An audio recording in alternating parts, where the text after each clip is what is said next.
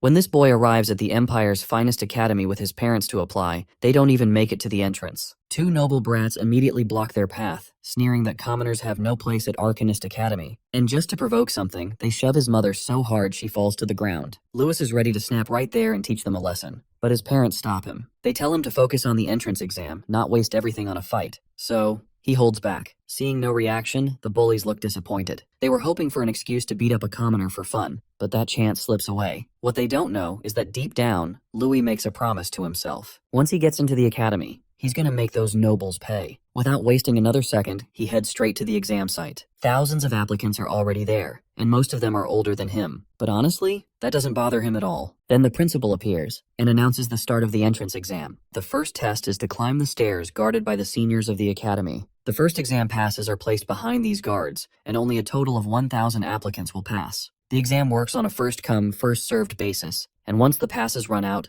the exam will end. With that, he begins the exam. Every kid starts running up the stairs, thinking this test will be a piece of cake. But suddenly, a very evil senior stands up and introduces everyone to hell. He releases something dark, something red, which bursts throughout the applicants' bodies, terrifying them and sending many to the ground, their numbers echoing in the air with disqualified branded across them. The other kids behind them are confused, not understanding what just happened. But our boy knows exactly what it is. In the middle of the chaos, our hero walks forward and tells everyone that what just happened wasn't an attack. The senior only released his aura to intimidate them. Anyone weak-minded or weak-willed would stumble because of fear. The senior instantly notices our boy, recognizing that he is different, that he has some backbone. But there are still plenty of talented people out there, and the senior doesn't want a commoner mixing with them. Our boy immediately dislikes this bully. The senior says that since a commoner is here, he will make him feel it. He unleashes another part of his aura, bigger and even scarier this time. Weak-willed applicants feel the pain and fear, but for Lewis, it's nothing. He stands on the stairs, smirking at the senior, thinking that this killing intent is weak, enough to scare ordinary people, but for him, who has seen the cruelty of the world and trained hard,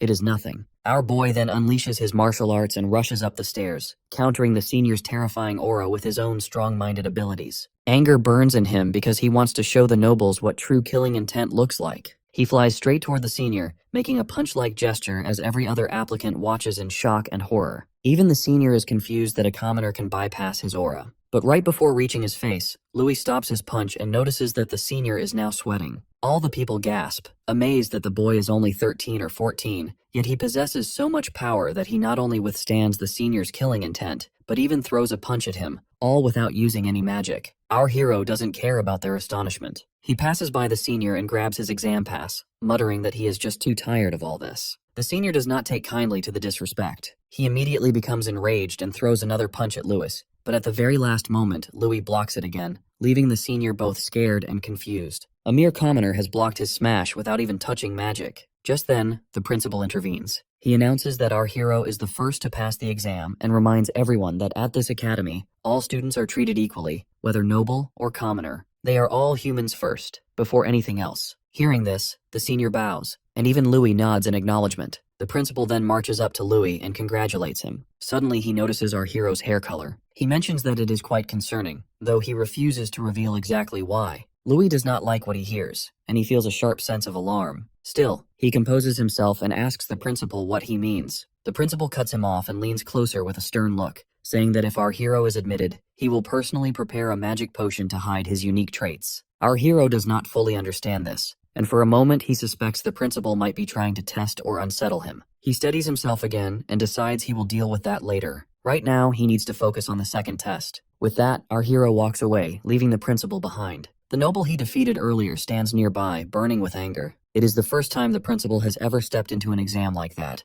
and he did it to protect a commoner. The noble swears he will take revenge for the humiliation Louis caused him. Soon, everyone who passes the first test is led to the second training ground, an indoor arena. Out of 20,000 examinees, only 1,000 remain, and most of them are nobles who received elite training. Almost no commoners are left. Louis walks behind the group when someone suddenly bumps into him. It is another noble bully. He sneers and says no one will help our hero next time, and he throws in an elitist insult for good measure. Louis stays calm and shows no reaction. The bully's lackey adds that if the principal had not stepped in earlier, our hero would have been disqualified. This time our hero responds. He calls the noble an idiot and says the Grandmaster Principal has far better judgment than low-level nobles like them. The bully does not like being spoken to that way and threatens to knock Louis out. Our hero only smirks, which makes the noble even angrier. The bully swings a punch at his face, but at the last second, Louis moves. He executes a precise martial arts technique that sends a shock through the bully's body. He uses Meridian Severance, a spiral point strike that disrupts the body's flow, and the noble is sent flying away like a stupid parrot. The other bullies rush to their fallen friend, and the scene quickly draws everyone's attention. The noble who was just beaten struggles to stand. He realizes he cannot feel his arm, and the rest of his body barely responds. Panic fills his face. He accuses our hero of using poison and threatens to report him to the authorities right away. Louis calmly calls him foolish and says he did not use any poison at all. He only used martial arts. The truth is, our hero has been holding back because he promised his mother he would not cause trouble. Still, he has limits. Anyone who bullies him will face the same outcome, or even worse. Our hero believes in one simple rule. If someone dares to hit another person, they must be ready to get hit back. He raises his fist to strike again, but someone suddenly grabs his arm and stops him. It is the cool golden boy, Lord Cain, and he argues that since they are still in the middle of the exam, they need to behave. If Louis keeps fighting, he will be disqualified. Those words snap our hero back to reality. He pulls his hand free from Cain's grip and shoots him an annoyed look before turning away. Cain then faces the shouting bullies. He gives them a cold, warning stare and tells them to be quiet and back off. The bullies fall silent and retreat, though the hatred in their eyes remains. Louis watches Cain carefully, and he thinks Cain is just like the other nobles, using his status to control people. But Cain suddenly speaks and says our hero is strong and brave. He even suggests they should form a team if Louis is willing. Before Louis can respond, a group of girls rushes toward Cain, begging him to team up with them because they admire him. Soon, even some boys crowd around him, acting like excited fans. Our hero keeps everything in mind, but he does not have much time to think. Suddenly, a light tornado forms in the center of the arena, and Principal Smith appears inside it. He announces that the second stage of the entrance exam is a power test. Before anyone can react, a strange glow burns on their chests. The applicants look down in confusion, unsure of what is happening. Cain quickly realizes it is an Earth attribute ability. In the next second, an intense heaviness crashes down on all of them. Their bodies feel like they are carrying massive weights. Many struggle to stay on their feet. Even Cain grits his teeth as he fights to stand upright. Then he notices something shocking. Someone is walking forward as if nothing is wrong. Cain forces himself to look ahead, and there he sees Louis calmly stepping onto the stage, ready for the next challenge. Principal Smith watches in surprise, but there is also clear satisfaction in his eyes. Once again, our hero is the first to move forward. Despite the pressure and the overwhelming weight, he walks as if nothing is holding him back. Even after 3 to 4 years of martial training, the pressure and pain are barely tolerable for most of the students, and even grow heavier with time. Cain feels the strain in his bones. So when he sees Louis standing there without formal training and without even shaking, he cannot understand what level of skill our hero truly has. Principal Smith then announces that only the examinees who are still standing can move on to the next test. He waves his hand and reveals several weapons, telling them that anyone who wants one can pick it up. Our hero calmly walks over and chooses a solid sword for himself, while many other contestants struggle just to stay upright, let alone grab a weapon. Then the next phase of the exam begins, and there is an unexpected twist. Principal Smith announces the appearance of bound life forms. The students look confused. Before anyone can ask questions, the principal disappears. Someone suddenly shouts for everyone to look up. When they raise their heads, they see glowing blue creatures dropping from above and landing all around the arena. They look soft and bouncy, almost like jelly. They seem harmless at first, especially compared to the seniors from earlier. The rules are quickly announced. Hitting a slime earns 1 point. Dodging it earns 2 points. Killing one earns 5 points. Each student's rank depends on the points they collect, and only the top 100 will advance. At first, some students laugh and call the slimes weak and easy. They rush into attack, thinking it will be simple. But the moment they strike, the slimes grow aggressive. They move faster and slam into them with surprising force. Their playful look disappears as they attack wildly, smashing into one student and then another. Panic spreads across the arena as the slimes swarm everywhere and turn the battlefield into chaos. Above, Principal Smith and the senior examiners observe everything carefully. One examiner reports that members from powerful families are participating, including talents connected to the Aranka family and the Durahan house. She also notes that there are some questionable individuals among the candidates, especially the boy who ranked first in the initial test. Principal Smith smiles and says he finds that one very interesting. However, the examiner adds that for a while now, Louis has not made a single move, and they worry he might fall behind. Other participants notice the same thing and assume he has finally given up, but that is not true. Just as the slime prepares to strike him, Louis stands calmly with his back slightly turned, fully aware of everything around him. Just as a slime is about to slam into him,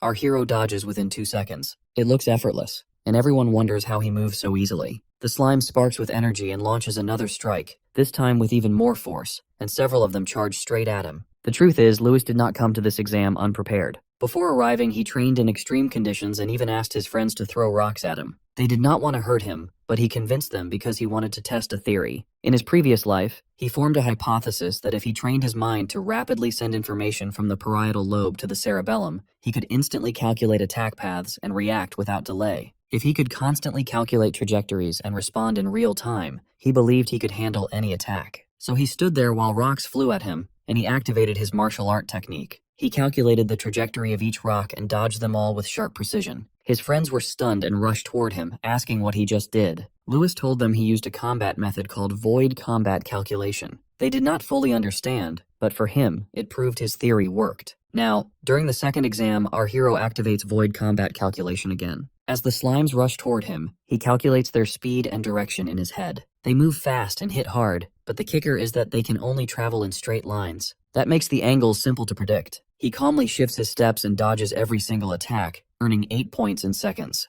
Then he draws his sword and uses a martial art move called Force Slash. His blade cuts through the slimes cleanly, splitting them apart, and he gets even more points. Kane watches in shock, and even the examiners glance at Principal Smith in surprise. They cannot believe how accurately Louis predicts the movements. Kane feels excited. He now understands that Louis is no ordinary commoner. He is a true practitioner with advanced combat skills. Kane wants to team up with him, especially now because it'll be beneficial for him. Another slime charges at our hero, but just as our hero prepares to strike another slime, someone interrupts him, and they clash for the same target. Louis frowns, thinking Kane is stealing his kill. Kane quickly explains that he is not stealing from our hero, but from others, and then he properly introduces himself. He suggests they should gather points together. Louis hesitates because trust is rare in this arena. Kane grins and says they should turn it into a competition and see who earns more points. This gets our hero attention, and he agrees, betting that the loser must do whatever the winner says. He then grips his sword and says he will show what he can really do. As they stand in the arena back to back, jealous nobles see a chance to eliminate the commoner while scoring points. One of them fires arrows at Louis. Louis prepares to counter, but before anyone understands what happens, the arrows reach him. The crowd gasps, thinking he has been hit, but our hero stands still. The arrows never pierce him. He has caught all three with his bare hands. The bullies stare in disbelief. Kane immediately asks if he is all right, furious that they are fighting dirty. The archer feels insulted when Kane calls him disgraceful. He activates a magic technique called Double Arrow Edge and fires again. Kane dodges and slices most of the arrows out of the air with his sword, but one slips through and speeds toward him, about to strike. Blood splatters as Kane watches in shock, fully expecting the arrow to pierce him. He braces himself for the impact, but it never comes. When he opens his eyes, he sees Louis standing in front of him, holding the arrow firmly in his hand and his hand oozing blood. Louis asks Kane to calm down because the attack was actually aimed at our hero all along. Up above, one of the examiners comments that the attack clearly carried malicious intent and asks Principal Smith if the bullies should be disqualified. Principal Smith calmly tells them to wait. He says the bullies will remove themselves soon enough. Besides, he wants to observe further and later address responsibility for what happened during the exam. He also asks the examiner to prepare healing potions because he has an inkling that Louis is about to break some bones. Our hero asks Kane if he has heard of baseball, but in this world, they obviously have not, but Louis wants to still show him. Another slime charges straight at our hero. He swings his sword like a bat, thunder flashing along the blade and smashes the slime hard. It flies toward the bullies and crashes into them. One of them takes the full hit, breaks his ribs, and falls off the stage. He is instantly disqualified. Louis does not stop. He rushes toward the remaining bullies, who are still frozen in shock after seeing their leader taken out so easily. One of them turns too late. Louis flips over his head and kicks a slime ball straight into his face. The impact crushes against him, bruises his teeth, and sends him flying off the stage, earning another disqualification. Now only one bully remains. He sweats nervously and cannot tell where our hero will strike next. Panic takes over him. Suddenly, our hero appears behind him and taunts him to turn around. Even at this moment, the bully refuses to apologize. He keeps insulting our hero, claiming that seniors are more knowledgeable and that commoners should know their place. He does not notice someone step in front of him. In the next second, he trips and tumbles off the stage. The one who trips him is Kane. With that fall, the last bully is disqualified as well. Kane walks over and thanks Louis. Kane notices Louis's injured hand from catching the arrow, but now it's wrapped in a bandage. They share a high five, and our hero admits that Kane is actually a decent person for a noble. The two boys keep running as slimes chase them. While moving, Kane tells Louis not to compare him to the other nobles because he is not like them. He explains that there are many great families in the Empire, and he belongs to one called the Aranka family. Great families are clans that have produced several Grand Masters and sages. Because of that, they hold huge influence and power. Sometimes their authority even rivals the royal family, the nobility, and the arcanists' associations. These names and titles are new and fascinating to Louis, and he keeps them in mind as they continue fighting. Meanwhile, the bullies watch Louis battle with sharp focus. Seeing him fight so well fills them with jealousy and anger. They refuse to let someone they see as lowborn take their points, so they launch an attack toward Louis and Kane. At the same time, Kane's loyal followers panic when they see their young lord being targeted, and they rush in to protect him. Within moments, chaos erupts around Louis and Kane. Students who came to prove themselves now turn on each other. The arena becomes a free-for-all, with everyone fighting everyone. Not far away, Faye observes the situation and finds it interesting. She calls her friend Miliana and tells her to join her so they can challenge the other nobles. Louis keeps dodging slimes using his martial art techniques, but he also notices how students are now targeting one another. He realizes that if he keeps scoring higher, more trouble will come his way. That is when he sees Miliana cutting through nobles with ease. The Fae fights skillfully as well, and beside her is a red-haired boy, Neil Gunn, who looks almost insane.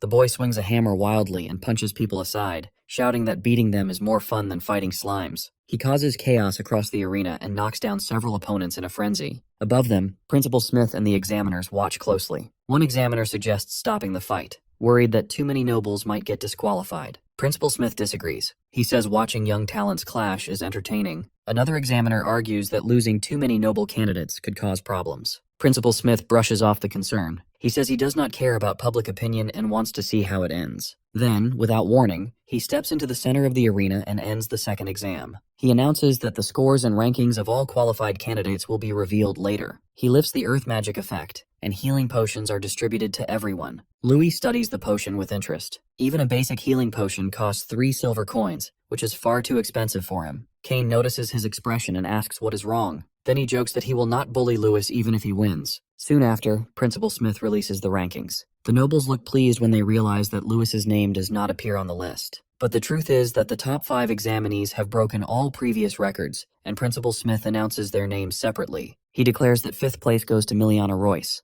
4th place belongs to Kane Aranka, and 3rd place goes to Faye Durahan. With 887 points, Louis takes 2nd place, and Kane is completely shocked. Not only because Louis scored higher than him, but because a commoner has never fought like that before. Kane accepts his defeat gracefully, admitting he has lost the bet, and asks Louis what he wants him to do. Louis simply says he will tell him after the exam. Then Principal Smith announces 1st place. With a record-breaking 888 points, it goes to the same red-haired maniac who was rampaging earlier. Neil is still grinning like he was during the fight. Everyone whispers about how terrifyingly strong he is, especially since he is also a commoner who ranked above even the Durahan heir. Miliana looks worried as she notices Faye trembling with anger, but Faye quickly swallows it down and declares that she would love to have a match with someone that strong. Meanwhile, many seniors are furious that the newcomer nobles have lost to mere commoners. The examiner comments that coming in 2nd place is unprecedented since the Academy's founding days, and the kicker is that both of these students are from an orphanage as well. Principal Smith explains that the Arcanist Association runs the orphanage because true strength lies within the masses,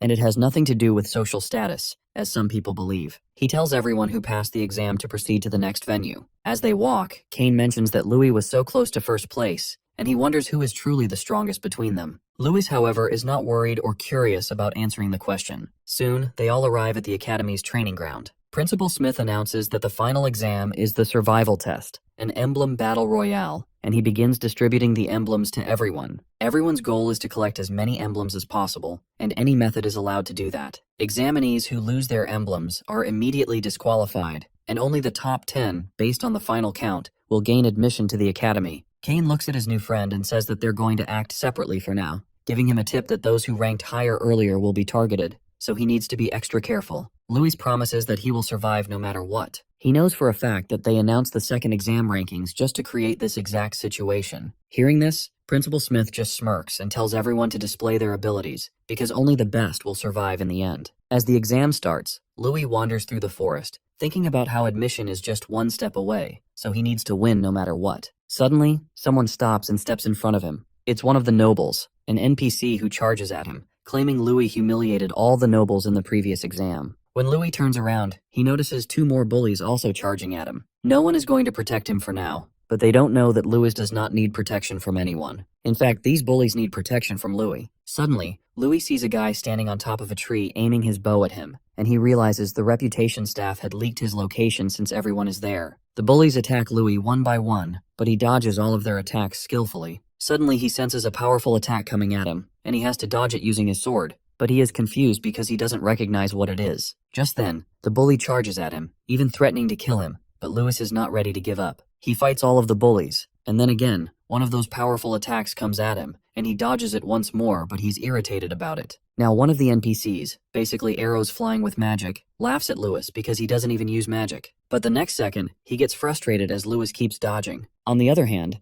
Louis is a bit nervous because he cannot calculate the magic's trajectory, so he has to rely on his martial arts techniques. He uses a move called Sen no Sen, which is a strike before the enemy, and uses their own power against them. Just then, the enemy orders all his fellows to attack at once, and everyone charges at our hero. This time he is ready. He moves through them, dodging one by one, and with his sword, he turns their attacks back on them, making them hit each other instead of him. Even when a guy throws arrows with magic, Louis dodges at the last second, causing another bully to get struck instead. He tosses the injured bully like trash and uses a spear to hit the guy on top of the tree. One by one, he defeats all of them and collects their emblems, laughing at his victory. Still, one fighter urges his allies to attack again, but this time Cain takes his bow and makes him fall to the ground. Cain is sitting on the tree, casually watching our hero, noticing that he cannot use magic. The fighters are surprised because Cain shouldn't even be there, but he reveals he defeated all of them and forced them to reveal the attack plan. The bully keeps shouting, and Cain hits him in the head with the bow until he finally quiets down. Cain leaps from the tree, and Lewis remarks that he's safe. Cain says they're just low-level nobles with newly learned magic, so it was a piece of cake for him. He hands our hero the last emblem he had gathered, but then comes over and says that if this keeps happening, it will be too troublesome for Lewis and offers to help. Our hero declines, saying he will handle his problems himself. All of this is watched by Faye, who claps, honoring Lewis's integrity and honor. But she isn't here to chat. She goes straight to the point and asks our hero to fight her. Cain quickly tells Lewis that she is the granddaughter of the Grand Master of the Durahan family. Our hero asks Cain if he has ever fought her before. Cain hesitates for a moment and denies having any kind of friendship with her, but admits that they have fought. He adds that he let his guard down a little during their match. Louis immediately teases him, implying that he must have lost, and Cain starts defending himself. Before their banter can continue, Faye interrupts them, telling them to stop their little bromance and quit flirting. She challenges our hero once again. Cain warns Lewis that she can already use magic and that her skill level is at the apprentice stage, which is very high for their age. He advises our hero to ignore her and focus on collecting emblems instead. Faye starts mocking them, clearly annoyed, accusing the two boys of planning to run away. She claims Cain is poisoning Louis' confidence because he knows our hero cannot win. She even calls Lewis a coward.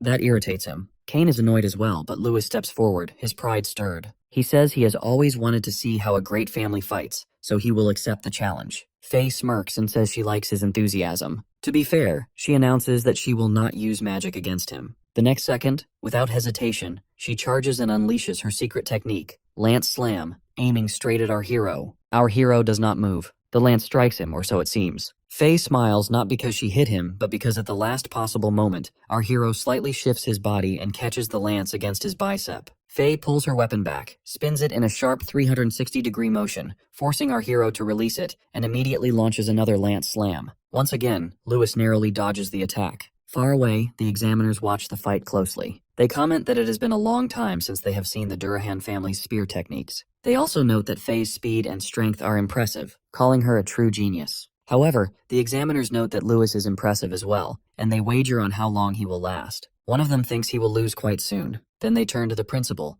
asking who he thinks will win. The principal honestly says that he likes the new boy, but he cannot beat Faye because a battle is a clash of body and will. Right now, our hero does not have much experience. Meanwhile, on the battleground, dust rises from the fight, and inside it, Faye lunges at our hero. He starts defending himself, dodging all her attacks. He finally finds an opening and strikes back at Faye, making her almost drop her spear. This irritates her, and our hero leaps over her head, landing behind her. She comments that she cannot believe he has dodged everything. Even Cain from the Aranka family could not handle that. But Louis does not find it difficult. If he observes carefully, everything becomes easy. Faye takes it upon herself, and with a challenge, launches her secret lance technique, Lance Crescent Fall, at Lewis. He instantly scans the attack, thinking that spear techniques include threats, sweeps, defense, and suppression, combined with reach, making it quite troublesome. Just as he faces a momentary difficulty, he also notices several weaknesses in using the spear. For example, vulnerability in close combat. All he needs to do is find the right time, get close to Faye, and attack. When he finds the moment, he launches an attack, but Faye instantly dodges. She rushes at him, declaring her family's lance has no weaknesses, and creates a tornado with her weapon.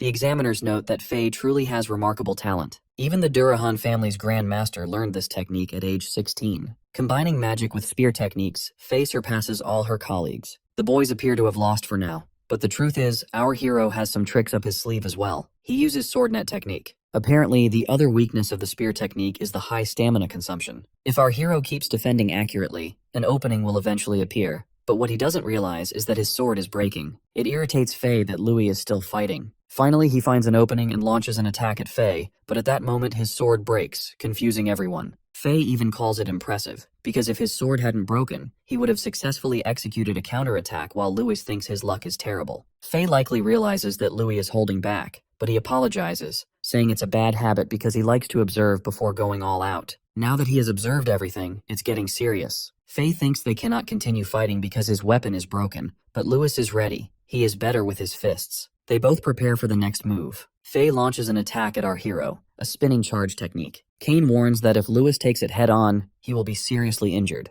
But our hero, fully in his martial arts zone, successfully stops Faye's spear at the very last moment with his bare hands. The examiners watching from afar are confused because Faye's attack is supposed to have a defense-penetrating effect, yet nothing like that happens, and they cannot understand what the boy does to stop the spear so easily. Principal Smith is impressed and speechless, but Faye is not done yet. She uses her leg to strike and free her spear from his grip, taking hold of it again. She charges once more, this time unleashing a stronger attack that strikes from all sides at once. However, Louis is in a slowed, focused state, and with only his hands, he deflects every strike. Faye is confused, and Principal Smith is shocked because he realizes that our hero is countering the spear technique with a special method he has never seen before. The Durahan family's spinning spear technique is one of the most famous in their world, and stopping it like this means the boy is truly extraordinary. Finally, our hero attacks back, forcing Faye to step away. This angers her, and she bluntly asks about the strange technique. Our hero answers honestly, saying it is simply part of his martial arts, and that he adds a twist at the exact moment of contact to cancel out the spear's rotational force. The explanation goes over Faye's head, and she understands nothing. With that, our hero moves toward her, saying he will show her through action. He begins shifting in all directions while Faye tries to track and strike him. Watching from afar, Kane thinks it looks like an illusion, because Louis moves like a butterfly in flight. Faye feels as if Louis is right in front of her, yet whenever she attacks, he has already shifted to another position. He almost seems to be flying. Meanwhile, our hero is determined to demonstrate his style. The technique he uses now is called the butterfly step, an elegant footwork style inspired by a legendary boxer, with rapid, light movements and an unpredictable rhythm that is perfect for fighting Faye. Our hero finally sees another opening and attacks Faye. He punches her, sending her flying backward. Kane watches from afar, unable to believe his eyes, and even Principal Smith thinks it is unexpected that Louis is able to deal such heavy damage to Faye. The examiners note that even without magic, very few people can defeat Faye in pure combat skill, and perhaps this boy truly is a genius in hand-to-hand fighting. But Faye is furious because she is not finished yet. She rises and declares that she comes from a great family with an unbreakable fighting spirit, and she cannot lose so easily. She throws her spear aside, which confuses Louis, because now they are both entering close hand-to-hand combat. Faye rushes toward him, and our hero uses martial arts techniques like Wing Chun and Pak Sao to defend himself against her crushing fist. Even so, his defense is not perfect, and Faye manages to injure his hand. Instead of getting angry, he smiles and brushes off the pain. Faye reminds him that her family is not built on weakness. She then unleashes Crushing Fist, level 3, but this time our hero is ready. He shifts into boxing techniques, and the two exchange fierce blows. Louis feels exhilarated, and something dark inside him begins to stir. He does not fight for the sake of violence, but because he enjoys using his strength to its fullest. His presence grows intense as he steps right in front of Faye, releasing a dangerous aura that makes her freeze for a moment. She tries to block his attack with her hands, but it is not enough. Louis strikes her, sending her flying into a nearby tree. Principal Smith does not like the look of this technique at all. The remaining students watching the fight cannot believe that a commoner possesses such power. Suddenly, one of them begins to feel sick and starts shivering, realizing that the sensation comes from the overwhelming aura our hero is releasing. These are the same bullies who conspired against our hero earlier, and they are furious because no one expected a commoner to be this powerful.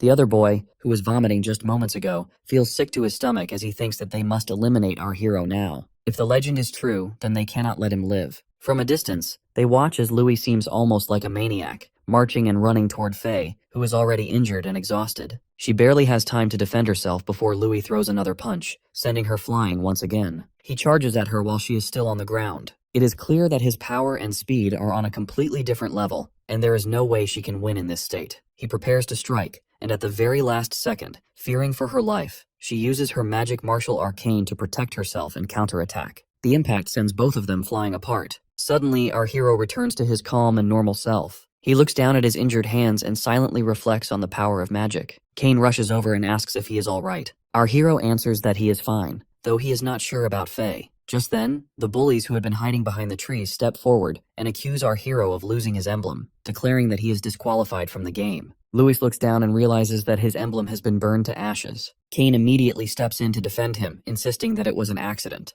The bully smirks and says that the principal has seen everything, so Kane will not be able to help a commoner cheat today. He steps forward, tells our hero to drop everything, and orders him to leave because he is ruining the exam. He even calls our hero trash who should disappear, but Faye suddenly tells them to stop. Everyone turns to look at her. Louis is shocked to see that she is this injured and still standing. The bully asks if she is really trying to protect a commoner, warning her that she will be disqualified for breaking the rules. Faye does not care about his opinion. She admits that our hero earned his point, and that she was the one who accidentally used magic. She apologizes for it. Kane cannot believe what he is hearing. The great Faye apologizing to our hero. But Louis apologizes as well, saying that he was the one who lost control earlier, so he should be the one saying sorry. Faye accepts his apology, though she is still upset about losing. She says that he forced her to use magic. Still, she wants a rematch before they officially enroll. The bully laughs, reminding them that he already has 4 emblems, and that Louis will not even qualify. But in the next moment, Faye tears a strip of cloth from her outfit and hands it to Louis. It represents the 14 emblems she has collected.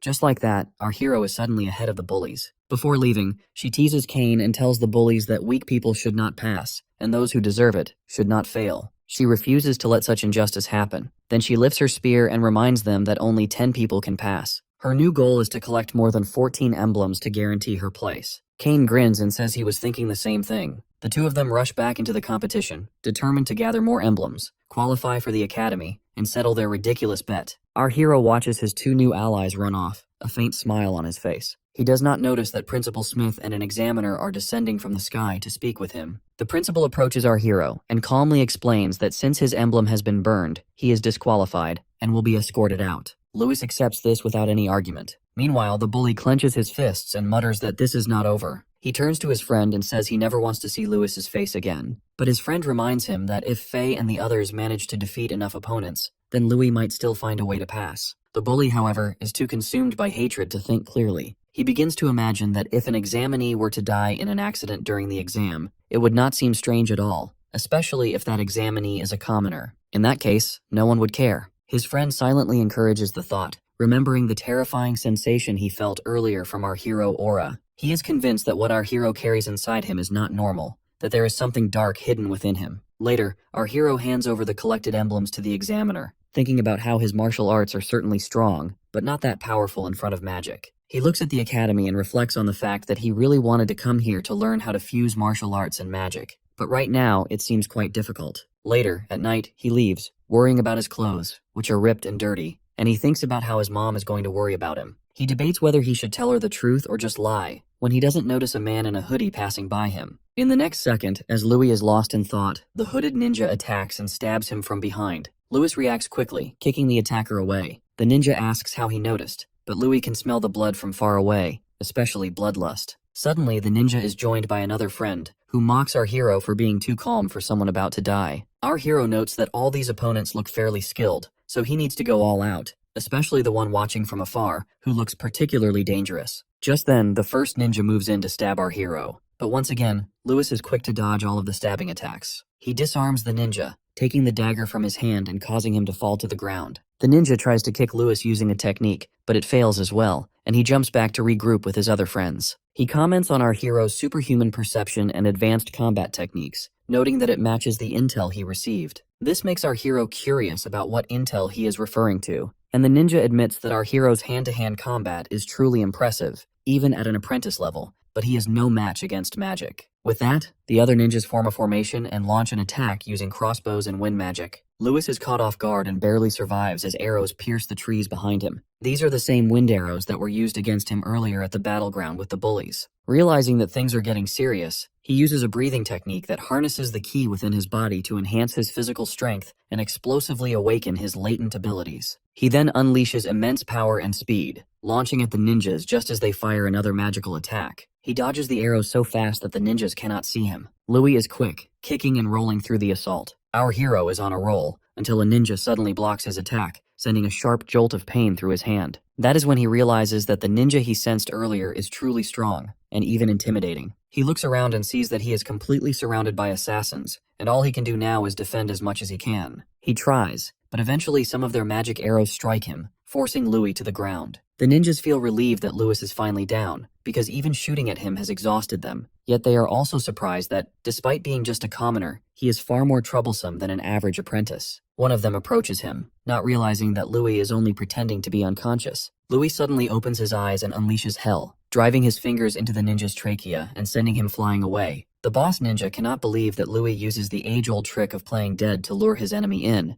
but he is also impressed by such composure from someone so young. Louis then raises the crossbow toward him and asks why he does not care that his apprentices are killed right in front of him. The boss coldly replies that he does not care what happens to trash. Louis fires the arrows, but the boss calmly defends himself without the slightest concern. He then uses magic to create a massive hammer, saying that if it were not for the mysterious person's orders, he would have liked to make Louis his disciple. With that, he swings the giant hammer at Louis. Louis blocks the attack at the very last moment, but the ninja still manages to send him flying away. While Louis is still in the air, the boss ninja flies up to him and once again strikes him with his magical hammer, sending him crashing violently into the ground. As he attacks, he declares that Louis's abilities surpass even those of an apprentice. But in the end, Louis is still just a beginner, and nothing compared to a high-ranked fighter like himself. As Louis lies on the ground, the assassin rushes toward him, but suddenly he senses that something is wrong. When the dust settles, he sees that Louis is already in a defensive stance. The sight shocks him, because the boy is still alive. Louis survives through sheer willpower and mental strength. He refuses to die here. The ninja, however, is determined to end his life. He forms a massive coffin-like rock,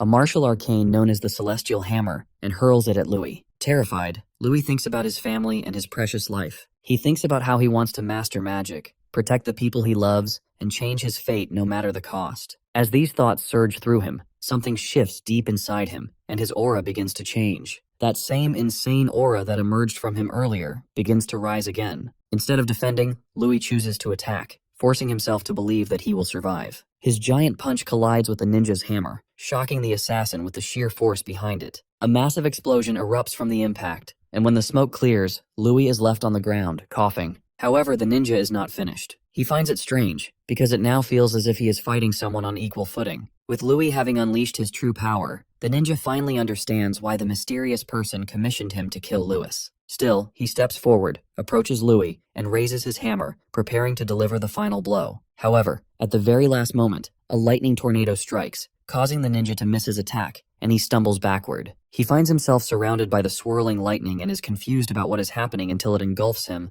leaving him seriously injured. Louis watches everything from the ground, confused, as he sees Principal Smith descending from the sky. He is alert, but above all, shocked. Principal Smith, on the other hand, is delighted to see Louis, pleased that he has managed to suppress his rampage. He hands Louis a magic potion to regain his strength, and Louis drinks it gracefully. Finally, after a while, the tornadoes stop tormenting the assassin ninja, and he collapses to the ground. Principal Smith marches up to him, demanding who has the authority or audacity to attack one of his examinees at the academy. The ninja, surprisingly, shows a measure of respect toward Principal Smith, admitting that even a Grand Master cannot control a monster like Louis, because this attack is literally just the beginning of what awaits Louis in his destiny. Suddenly, the ninja explodes right in front of Principal Smith and Louis, and the principal cannot immediately comprehend it. He realizes that since the ninja died by suicide, it could be the work of the Assassin Guild, who might have sent a bounty on Louis's head. Even so, he hopes he is just overthinking it. Meanwhile, Louis stands up, marveling at the fact that he is fully healed thanks to the advanced healing potion. He is genuinely happy with the results, noting that even his bones are completely restored. He then asks the principal why he always saves him whenever danger strikes, but the principal replies that he will answer that question at home. At that moment, Louis suddenly remembers something he had forgotten and panics instantly. Apparently, he has passed curfew and his mother must be worried. He dashes toward his house faster than he has ever fought against bad guys. Meanwhile, Principal Smith summons a snake-like magical entity called Skyly, orders it to clean up the mess, and follows Louis. In the town of Mantia,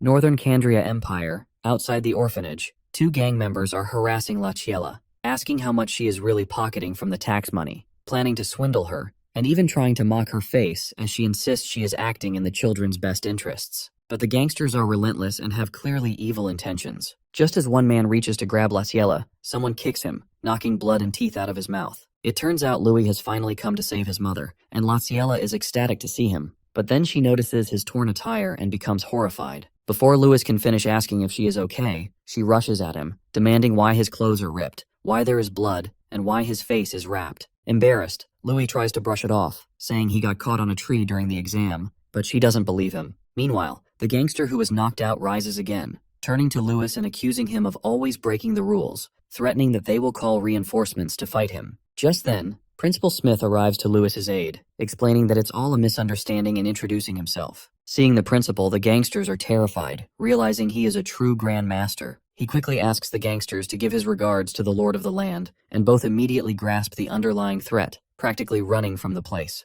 Principal Smith then turns to Lachiella, saying he would like to discuss something regarding Louis. Lachiella brings them both inside, and the principal notices the strange milestone the nobles had just mentioned. The remarkable thing is that it moves automatically without any magic. Upon closer inspection, he realizes that automatic devices are everywhere, from ceilings to floors. Even Lachiella is delighted, saying she doesn't understand how Louis made everything, but she is glad because thanks to him, their lives have become much easier. She then remarks that for the principal to visit personally, Louis must have done something notable during the exam. Principal Smith finds it amusing because, on the contrary, Louis surpassed expectations beyond imagination, and he marvels at such talent, which he has only seen once before in the Gaia scriptures. Apparently, when humanity was under the tyrannical rule of monsters, only one genius emerged, guided by the goddess. He mastered the essence of the elements, created martial arcane techniques, and 5 years later, together with his companions, defeated the monsters, saving humanity from mass extinction. The commemorative day of this victory became the foundation of their calendar, later called Liberation Day, marking humanity's triumph. In the Gaia scriptures, this hero is called the first hero.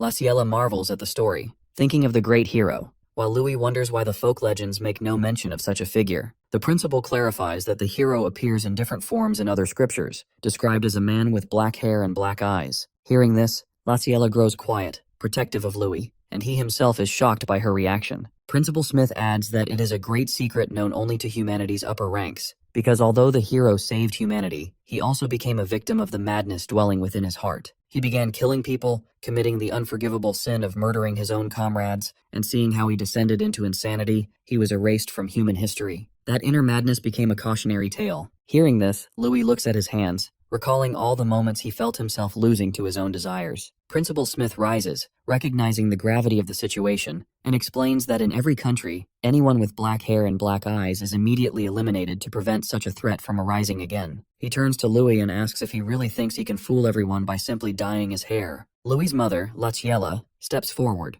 realizing the discussion is about her decision, and admits that she was the one who told Louis to dye his hair. She wasn't trying to hide him, but feared something terrible might happen, and personally guarantees that Louis is a good boy. Louis tells her to calm down, reasoning that if the principal intended to kill him, he would have done so already. He's here for a reason. Principal Smith smiles, impressed that a 13-year-old has resisted his inner madness and even tamed it, seeing in him the qualities of a new hero. Hearing this, Louis can't help but reflect on being considered a new hero. The principal explains that while the world seems peaceful, it's only surface level. Great darkness constantly lurks. Watching him in the exam hall, he thought legends were absurd and decided to personally guide Louis for humanity's sake. He throws an apple at Louis, who instinctively catches it without difficulty. Principal Smith adds that thanks to Faye and Kane's efforts, most of the examinees failed the final test, which means Louis passed. He personally welcomes him to the academy and offers to give him instruction under his guidance. Louis is stunned that such a grandmaster is placing his trust in him and asks if he would go insane like the legendary hero. Before he can finish, the principal snatches the apple from his hand and threatens that if that happens, he will personally end him as well. The next day, Louis is helping build a fence with his foster brother, who cannot believe that Louis actually received a personal invitation from Principal Smith. He keeps saying it's an incredible honor,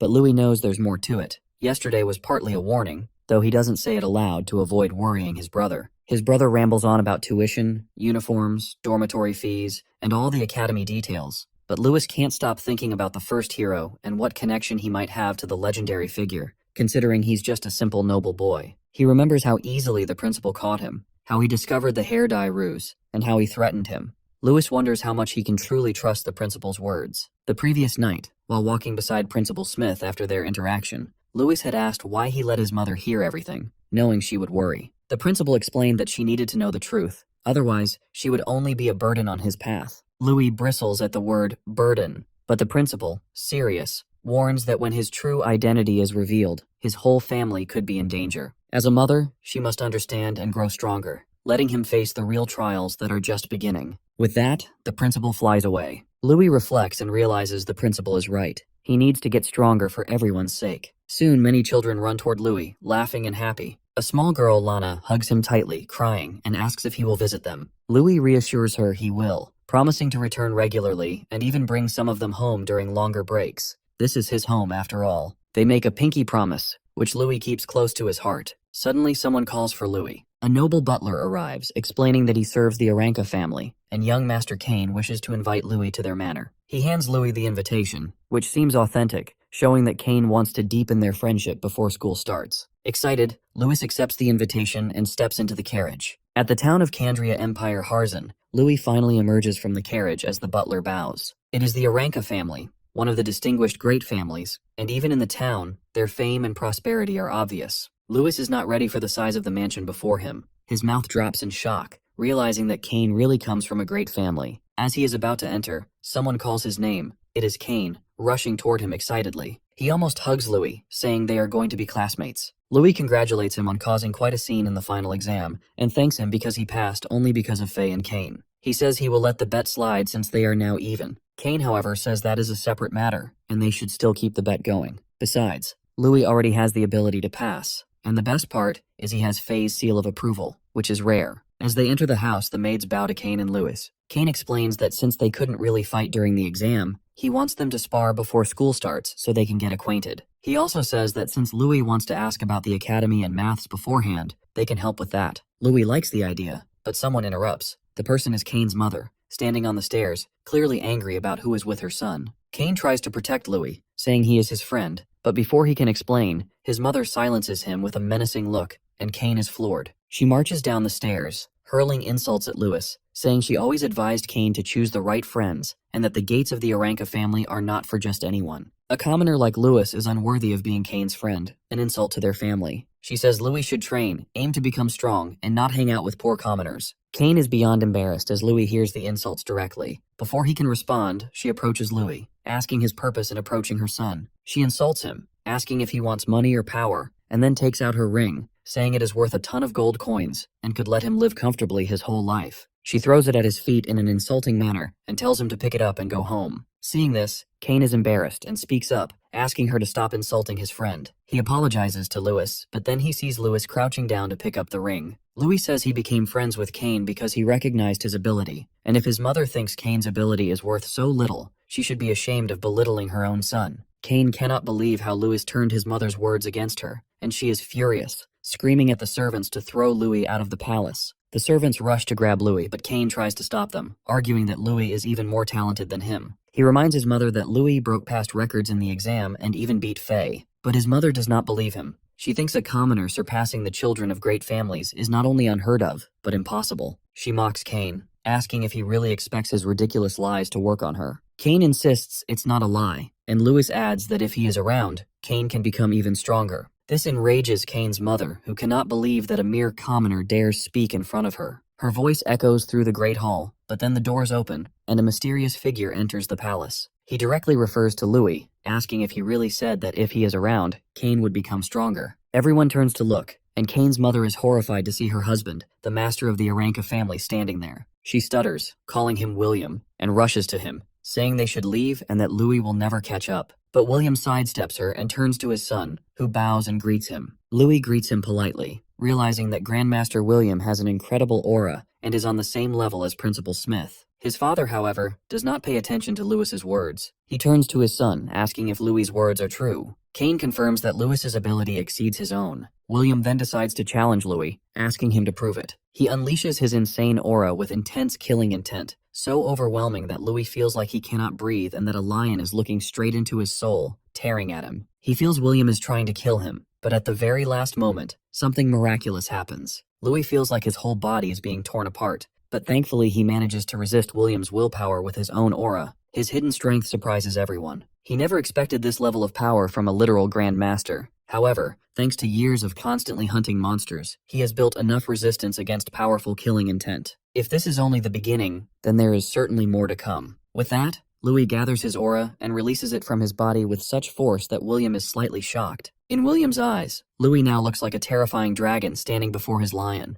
The lion and the dragon face each other until they finally clash. Kane cannot believe the power his friend is showing. As it turns out, Louis manages to withstand the confrontation, but in the end he bows in front of William out of exhaustion. Kane rushes to his side and asks if he is okay, and Louis laughs it off. This moment finally makes William look at him more seriously. William asks him why he seeks strength. Louis answers honestly that he wants to protect his family. Without saying another word, William turns to leave. As he walks away, he tells his son that his willpower is weak and that he needs to learn a few things from Louis. Hearing this, Kane's mother cannot believe what her husband just said. She rushes after him, asking him to change his opinion, but William dismisses her completely. Seeing how terrified his mother is of her husband, Kane feels a bit of pity for her, but he pushes the thought aside. He then turns to Louis and says they should go to the training ground and begin their fun. At the training ground, Kane apologizes for his mother's behavior and for his parents' actions, but Louis dismisses it. He does say that his father is a little extreme because there is not much difference between Louis and Kane, so he should not worry. But Kane tells him that, sadly, that is the reality of being the son of such a high-level, high-rank person. His father is a meritocrat, and to be recognized by him, he needs to become much stronger. And at this pace, Louis feels more like a son of the Aranka family than he does. Louis then tries to argue that William tested his ability for Kane's sake, and that is probably his way of showing love. But that is not enough for Kane. As he looks at the sky above him, he thinks about how love has always been different between him and his father. As he reflects on his life, he realizes that he has hardly ever left this house since he was little, because all he ever did was train, eat, and sleep. His training started when he fought small monsters even when he was smaller than those monsters. His father wanted him to grow into a great sage like his grandfather. Without even understanding why, he just kept swinging his sword again and again because he wanted his father to acknowledge him.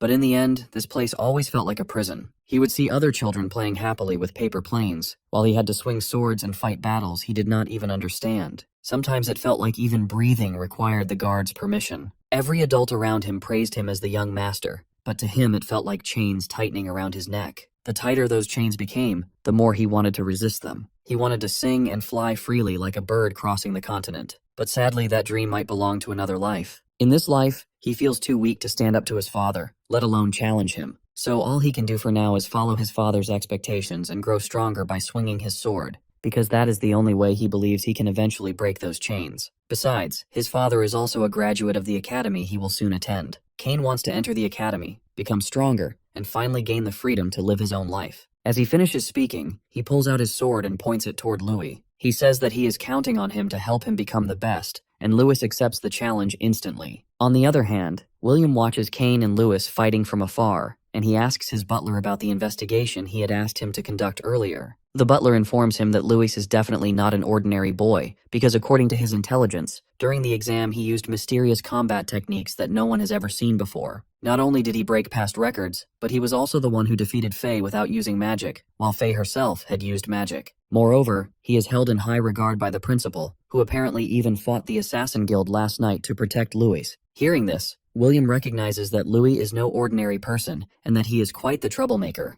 That is when his butler asks if he already knew about this and wonders why he permitted him to form a friendship with Kane. But William has other plans for his son. He knows that troublemakers attract danger, and when people face challenges, they overcome them and grow stronger. Hearing this, he believes Kane might become stronger through the experiences he will gain by being around Louis. As he says this to the butler, Louis is easily defeating Kane in hand-to-hand combat until Kane finally draws his sword and suggests that Louis come at him with his full power. Watching from a distance, William quietly appreciates his son for having a better eye for judging people than he once thought. Kane lunges forward at Louis using his martial art wind lunge technique, and at the very last moment, Louis not only defends himself, but also throws a punch so close to Kane's face that he does not even realize Louis is already counterattacking. Only when Louis's finger lightly touches Kane's face does he realize what just happened, and Kane comments that accelerating magic with magic is a good technique, but Kane's movements are a bit linear and too predictable. Kane cannot believe that even though he used magic, Louis was still able to counter him easily, and that is when he realizes why Louis was able to beat Faith. But Louis falls into deep thought,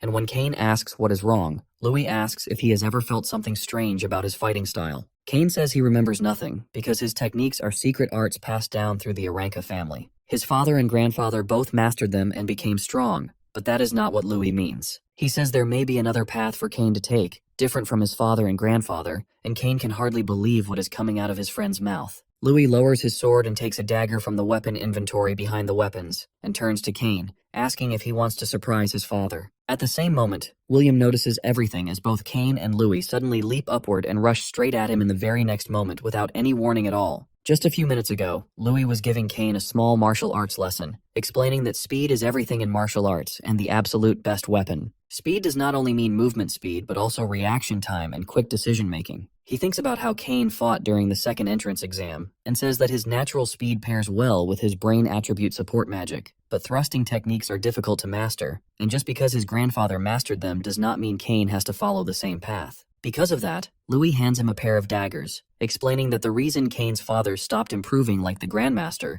was because he limited his own talent by copying the same style. But Kane does not need to make the same mistake, and to fully use his talent he needs to change his combat style. Louis asks if he is ready for that, and Kane likes the idea, saying that Louis is different from other nobles, and that he will do anything to become free, even if that means learning new techniques. The two friends start laughing and even share cigarettes while talking about their plan to attack Kane's father to show Kane's ability and determination, and that is how they both ended up lunging forward at William. Kane uses his wind magic to accelerate, and both of them rush toward William. The butler is confused about why William is not reacting, but William tells him to stay quiet. Just as Kane is about to hit his father, William calmly blocks and dodges the attack. He does the same with Louis. Louis keeps attacking again and again, thinking that daggers are the fastest and most maneuverable weapons, and he wants to use that advantage to the fullest. Combined with his skill and his butterfly step technique, he tries to exceed his opponent's reaction time and release maximum attack power in the shortest time. William is slightly surprised when he sees Louis using the butterfly step, but he quickly defends himself and dodges every attack. Meanwhile, Kane uses his wind magic to leap into the air again and attacks William from the other side. Kane feels that his body is lighter while using daggers, almost like he is a bird. He not only likes his new weapon, but he loves how the fusion of daggers, combat techniques, and wind magic gives him power and excitement. While fighting, he even says that he has finally found his own martial arts path. But William thinks it is time for the play to end, and he releases his aura, sending both Kane and Louis flying back. He is extremely angry because Kane has abandoned the Aranka family technique just to prove his own will, and he calls him naive. Kane and Louis quickly regain their balance and prepare to attack again, using wind acceleration and Louis's fast movements. However, with a single movement of his hand, Kane's father stops the dagger before it can hit him, pushing Kane back and calling his own son a coward as he rushes toward him. Kane remembers Louis's words that retreating is not weakness but a strategy. In battle, if it is necessary, he must do it. Kane decides to retreat for a moment before attacking again. After gaining his footing, he charges forward at his father once more. Just as William is about to grab him, Kane flips over his head using wind magic like a small tornado and attacks from behind. At the same moment, Louis moves in again, and they prepare to launch another attack. Kane remembers that just a few minutes earlier, Louis had taught him a strange but useful technique he learned from baseball called a change-up, where a fighter deceives the opponent by using different speeds and sudden variations. Using this technique, even simple movements can become deadly if used well. If the opponent's reaction is delayed even for a moment, they can be overwhelmed by maximizing the dagger's strength with speed. That is exactly the technique both boys are using right now, but William is ready for it once again. He blocks Kane's attack, thinking it is a low strike with no real meaning. But at the last moment, using his speed, Kane deceives him, and his weapon ends up just a few centimeters away from William. William is shocked by what his son has just done. On the other hand, Louis feels proud of his friend and prepares to attack as well. But William suddenly announces that the fun is over for today. He turns to Kane, who is sweating, and begins to leave, telling him not to disgrace the Aranka family name. Kane thinks that this is good enough, because his father did not reject the idea of him using daggers. As William leaves, the butler follows behind him. William thinks about how the boys used consecutive close-range strikes with daggers and quick retreat tactics. The possibility of such a fighting style is quite interesting. For a grandmaster like him to learn something from children is surprising, and deep down he feels proud of his son, even though he does not say it out loud. On the other hand, Louis thinks it was a great chance to spar with a grandmaster, but he is a little sad that it ended so quickly. Kane, however, is extremely happy because his father recognized him for the first time. It is the best feeling he has ever had, and he wants to give Louis a present. He takes Louis to the Aranka family library. Louis is amazed when he sees the huge number of books. When he turns around, Kane is holding a box and hands it to him, saying that if it were not for Louis, he would not have found his path so quickly. When Louis looks inside, he sees gold and several valuable items. There are also rare books about magic that commoners rarely get to read, and studying them will definitely help him. Louis picks up one of the books and reads the title. They are Academy curriculum books, divided by year. They contain basic magic theory and minor attribute studies, as well as sections for both magic and martial arts. Kane explains that all new students must undergo the Magic Awakening ritual. Louis does not know what that is, so Kane tells him that it is a ritual where people sense the elements through the sacred statue of Gaia. He himself went through the ritual at the church temple, and even members of great families have to pay 10 gold coins for it. Louis is shocked by such a high price.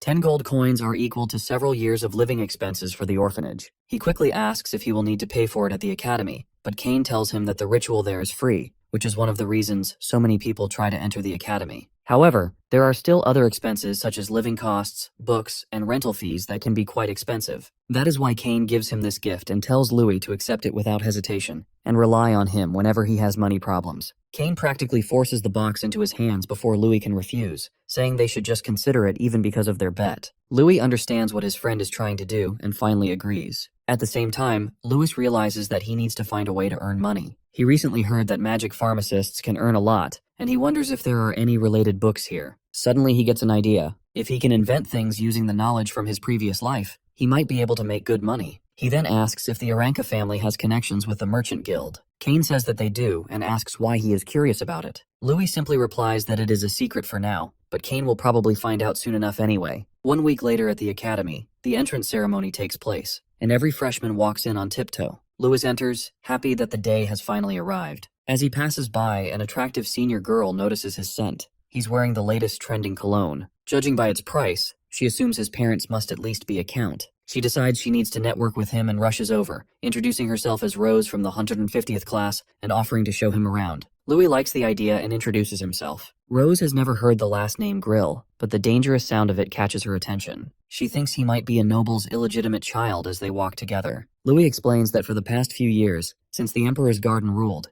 imperial heirs have clashed with the Academy's nobles and great families. On the surface, the Academy looks peaceful, but behind the scenes, students struggle for educational resources. Regular students can move up if they pass classes and earn credit points, but targeted students or those who fail are expelled. Rose points at Louis, warning him that people are watching, and he needs to do his best. She asks about his family support, but Louis has no answer and feels unsure, partly because she is so close. Suddenly, someone jerks her hand away and introduces himself as Brian, congratulating Louis as the commoner freshman who broke the entrance exam record. Louis greets him politely. Rose realizes she wasted her time with a commoner despite smelling the expensive cologne. Louis pays her no more attention than necessary and turns to Brian, who tells him not to mind her. He explains that the Academy is a miniature version of the Empire, with all kinds of people. Kane calls for Louis, but Brian goes off to other students, telling Louis to call if he needs anything. Louis is confused why Brian leaves just as Kane arrives. Kane explains that Brian is the Chancellor's son, and not someone he is close to. Faye interrupts, calling Brian a decent but weak-willed guy. Seeing Faye, Kane becomes defensive, and they start bickering, with Miliana, Faye's sweet friend, trying to pull Faye away to finish registration. Louis thanks Faye for backing him up during the entrance exam, but she insists he succeeded on his own, and continues teasing Kane while Miliana pulls her along. Kane turns to Louis and shows him a huge pile of coins, explaining that it is his share of the money. Louis cannot believe he earned so many gold coins, and Kane says it all came from following his instructions at Burna Village Trading Company. They had previously gone to sell perfume, which was Louis' secret. Louis explains it is a new type of perfume he created, with a subtle scent that sets it apart from the usual ones. Kane likes the smell, but worries about whether it will make money, while Louis is confident in his product. His confidence proves right, as they are making huge profits, far beyond what Kane expected. Kane mentions that he will give some of the money to his mother, and wonders what goes on inside Louis's head, curious to see what makes him tick. They walk toward the reception, with Louis asking Kane to keep this matter between them, and Kane agrees. Soon, a teacher gives Louis his credit card, reminding him not to lose it, and wishing him the best. At registration, Louis hears people whispering about him, calling him shameless, and criticizing the school for allowing commoners to mingle. They talk about how he beat Faye and Shane and how the principal expelled other students because of him. Louis realizes that Sheath was expelled,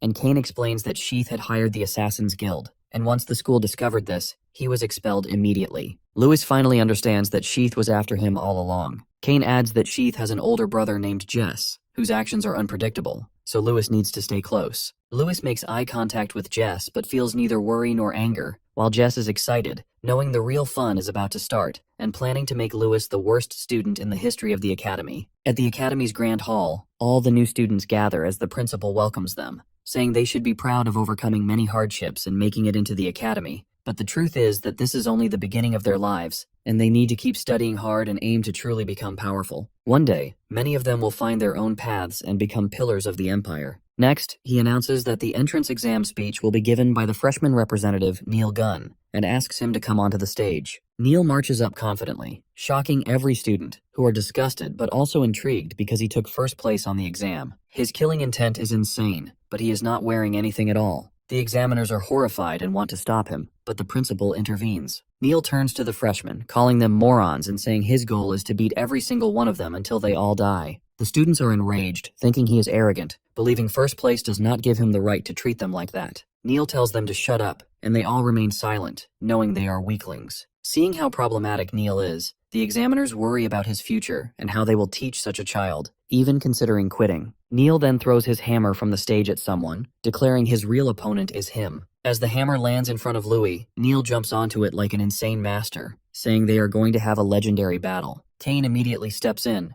protective and panicked, positioning himself between Neil and Louis, reminding Neil that the entrance exam is still ongoing and that he needs to behave and stay away from his friend. Neil taunts Kane, mocking him for being scared and comparing him to other nobles, calling them all weak and pale. Kane is furious, anger rising as he prepares to throw a punch, but Louis intervenes, stopping him and urging him to calm down. Neil then calls them both cowards and claims he does not mind taking them on, clearly provoking them. Brian arrives, trying to mediate, pointing out that he is one of the most talented commoners and urging Kane and Louis to get along for their own good, warning that selfishness will make it impossible to survive at the academy. Neil ignores him, telling him to get lost and dismissing him as unimportant. Brian feels embarrassed, Kane is amused, and Louis is confused about why Brian is putting up with Neil and defending him. Around them, students gossip, shocked that a commoner like Brian would be treated so rudely. Kane grins at the embarrassment. Neil takes the bait, threatening to smash Brian's head, but the teacher stops him, reminding him that student-on-student fighting is prohibited except during supervised classes, tests, or official tournaments, and any violation leads to immediate expulsion. Neil's demeanor shifts. He becomes slightly embarrassed, realizing no one wants to be expelled from a serious university. He backs off, deferring the fight for now, though the threat between him and Louis remains. The teacher concludes the entrance ceremony, announcing that students are free for the rest of the day and classes start tomorrow. Louis is confused about why Neil suddenly targeted him, and Kane tries to blame Faye, dragging her into the argument. Faye resists, striking Kane and pointing out that their near expulsion was partly her fault, as she fought Neil during the final exam. The match ended in a draw, though rumors claim Neil lost to Louis, fueling his desire for revenge. Faye feels relieved that Louis is safe and that the brawl turned out well, while Louis assures her it is no problem. They are on very good terms, but then Kane drags Louis away, warning him that everyone is watching, and indeed, students are staring at them, making it clear they are already widely disliked. Later, Kane and Louis go to the academy shop, and Louis is shocked by the prices of everything because they are so expensive. The girl seller says it's not so bad, pointing out that a fluffy feather pillow is only 30 silver coins, but even that seems too expensive. She shows even pricier pillows, and Louis slaps his forehead in disbelief at how costly everything is. Kane tells him it's still on the cheaper side because he will need daily necessities, so he should splurge on himself once in a while. Louis immediately realizes the power of money and credits. He secretly uses some savings to buy the cheapest new life starter set for 100 silver coins, and the girl agrees. He is happy and relieved that he made money with the perfume beforehand, because otherwise he would have been doomed,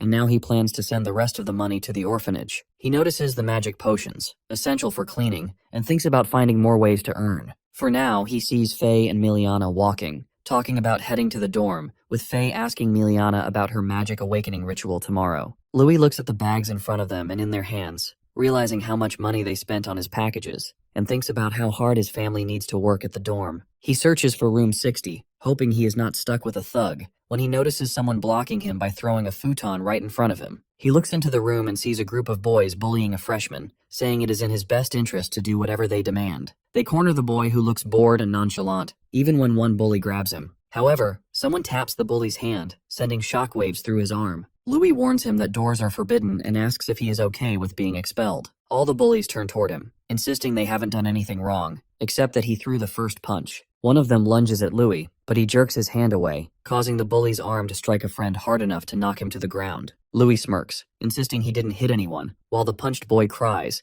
asking why his friend hit him, but the friend has no answer. Louis kicks, making another boy's leg jerk involuntarily, hitting a crouched friend in pain. The bully is confused. Louis punches the first boy in the chest, sending him backward into another friend. The bully still doesn't understand and begins blaming Louis, but Louis smirks, saying he did nothing and the boys only hurt each other. The bully claims Louis controlled their bodies, calling him a monster, which Louis hated. He struts toward him, but the bullied boy intervenes, asking Louis to leave the issue alone. Louis then threatens all the boys before sending them away, declaring they are free to go. The bullies flee, muttering weak threats at Louis. Afterward, Louis helps the freshman pick up his belongings and notices the name Kara Candace on the bedding. He tries small talk, but Kara disappears, showing extreme shyness, clearly the type to be bullied. Louis looks around, realizing how much has happened on his first day, and hoping nothing crazy occurs at the ritual tomorrow. Meanwhile, a few men tamper with the Great Hall, acting as thorns in Louis's path. The next day at the Great Hall, all the students and freshmen gather for the ceremony. Louis arrives with his roommate Kara, who still refuses to speak to him and does not say a single word.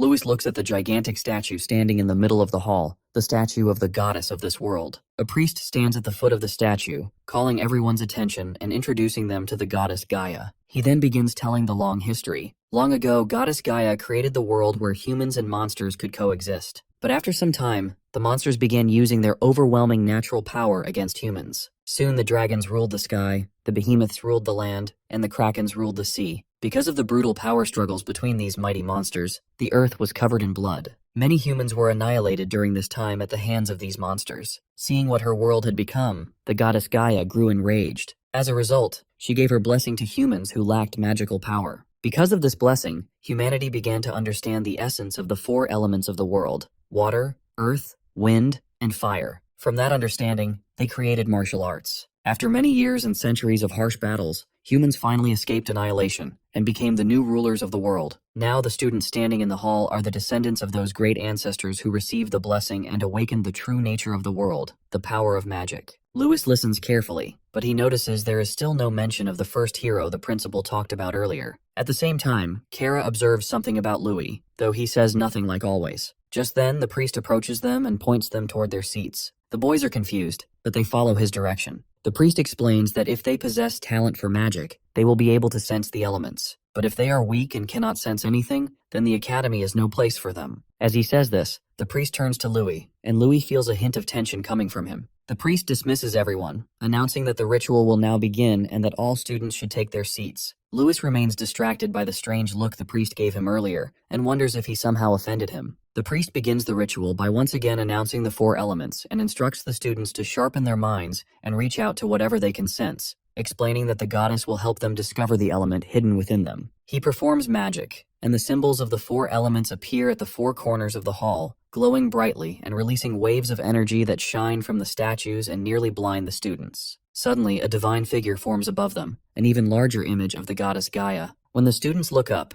it feels as if they are floating in the universe, surrounded by magical and colorful orbs. The sight is breathtaking. One by one, the students are chosen by different elements. Some feel happy with their results, while others are disappointed. Suddenly, several students gasp for air when a powerful tornado forms around one of the freshmen. This means that two attributes have been awakened in a single person. When everyone looks closer, they are shocked to see that the student is the commoner Neil. They cannot believe how easily he draws the power of magic and begin wondering if he is truly a genius. Neil feels ecstatic after being chosen by two elements, fire and earth. He proudly boasts about his power and threatens the others, demanding that they obey him. After showing off his abilities, he looks back and notices that Louis is still sitting quietly in meditation. Neil thinks that someone who cannot even awaken an element should not be considered his rival, yet he secretly hopes that Louis will succeed. Everyone also looks at Louis, but to their surprise, there are no elemental energies gathered around him at all. They begin whispering because they had expected something unusual from him. Louis grows frustrated because he cannot sense anything. He wonders if it is because he is not originally from this world. It feels as if a thick black darkness surrounds him. Yet he knows that cannot be true because when he sparred with Cain before, he faintly sensed a strange power when Cain used magic. Now it feels as though his mind is being smothered, as if something cloudy is blocking his vision. Louis becomes angry and refuses to let this strange barrier break his will so easily. His determination surges, and the strength of his will releases energy that pushes the dark cloud away from him. When he opens his eyes again, he finally sees the colorful elements surrounding him. Meanwhile, the priest watching from afar cannot believe that the magic circle he placed there to sever Louis's mind from the outside has been broken. He wonders how Louis managed to do it. Louis reaches toward the water element, but it suddenly moves away from him. He can sense the elements but cannot touch them, which confuses him even more. He keeps trying to reach the water element and grows more frustrated with every attempt. This is another trap set by the priest. He secretly placed a confinement circle, a magical spell designed to block the flow between spirit and element. Along with magic forbidden ores, items that weaken the link between a person and the elements, the priest planned that even if Louis could see the elements, he would never be able to interact with them. Apparently there are people around Louis who are determined to crush him at any cost. The priest blames Louis for making so many enemies so early. Since he has already offended them, one of those enemies approaches the priest with a small gift to sabotage Louis. The priest accepts it, and now hopes Louis will fall into despair before the ritual ends. After a while, the students begin leaving the hall because their rituals are finished. They talk and gossip about Louis, saying he only acted tough earlier, but cannot even awaken a simple element and must be a weakling. At that moment, Kara notices something and points toward Louis, then toward the floor. He speaks his first words, warning that there is a trap set there. When Louis looks down, he realizes Kara is right. He punches the mat and destroys it, revealing an orb hidden underneath. Kara turns and leaves, telling him to hurry. Louis smiles at him, but feels confused about why someone would do this and whether it was just a coincidence. When he glances at the priest, he begins to think it may not be a coincidence after all. Still, he pushes the thought aside because now the real moment begins. Louis stands up and allows the elements to sense him. Suddenly, the orbs around the students rush toward Louis and form a vortex similar to the one Neil created earlier. The students cannot understand what is happening with these commoners or why they are becoming so powerful. The priest is shocked, wondering how Louis awakened this power and bypassed the curse, because even a master should not be able to break through the confinement circle and the magic forbidden orbs. Suddenly, someone places a hand on his shoulder. When he turns around, he sees the principal staring at him angrily and ordering him to stand down and leave. The priest has no choice but to obey. As the students gather and whisper about why the principal is there, some believe he came to check on the commoner who could not awaken any elements, while others suspect there is some secret connection between the principal and Louis. No one truly knows. Meanwhile, the priest is furious and wonders why the principal had to appear and ruin his plan. With no other option, he leaves the Great Hall. Outside, he finds Jess waiting.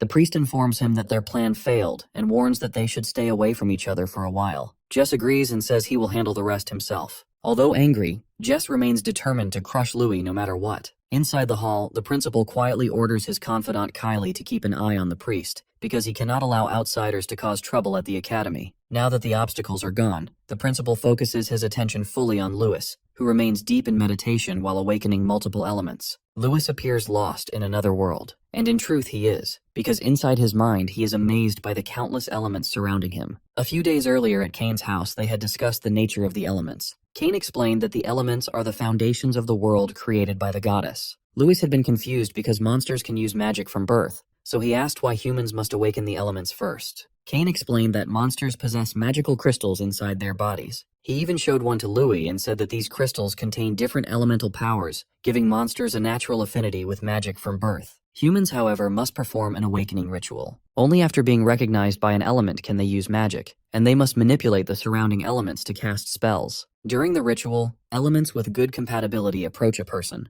and once recognized, all that remains is to train the mind and body. Louis looked at the crystal and thought about how it seemed like a condensed form of the elements themselves. Cain explained that the entire world is made of elements, but humans simply cannot see them. Louis remembered that conversation now, and formed a hypothesis that the water element floating before him might suit him best. When he touches it, he suddenly feels everything at once, from the peaceful currents of the mermaids and sirens to the terrifying forces of Karakens. The immense energy surges through his body, bringing overwhelming pain. It feels as if the essence of the world itself is manifesting through the goddess's will, and Louis feels as though he is drowning in the power of the elements. The sensation becomes too much for him. Seeing Louis struggle so violently, the principal realizes the situation is dangerous. He quickly creates a goddess barrier around the entire hall, forming a protective shield. Gaia strengthens the shield, and the four corners representing the elements form a cage-like barrier around Louis as he struggles within the storm of power. The students trapped inside cannot see anything because of the blinding light,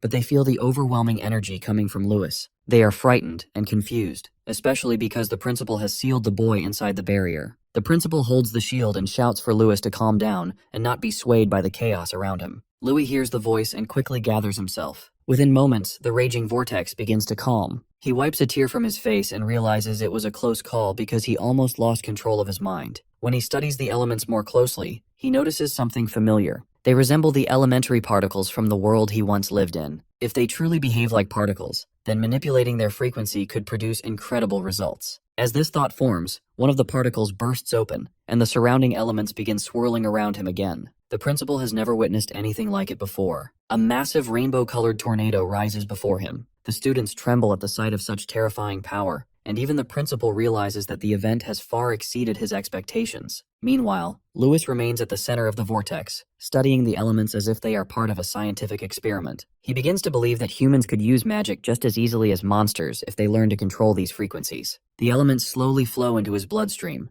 and Louis thinks about how elementary particles are always moving. By synchronizing that movement with breathing and the flow of chi, the circulation of the elements inside the body becomes smoother. If this balance continues, he might even be able to form a magic crystal within himself and use higher-level magic techniques. Suddenly, the remaining elements rush toward his head and are absorbed into his brain. When Louis opens his eyes again, they shine with a snowflake pattern. At the same time, sharp icicles begin forming around his body. They pierce through the barrier and explode across the great hall. Louis rises into the air as the elemental power surges through him. The students run in panic as the spreading ice freezes everything in its path. The principal looks at the frozen students and realizes that the situation is becoming serious. But first, he needs to suppress the power. He takes a golden shield from his cloak and prays to the goddess to grant the academy the power of flames. He raises the shield into the sky, causing it to shine brightly, and then invokes a barrier of flames that spreads across the entire university. The flames reach Louis, and when they touch him, the ice forming around his body slowly begins to fade.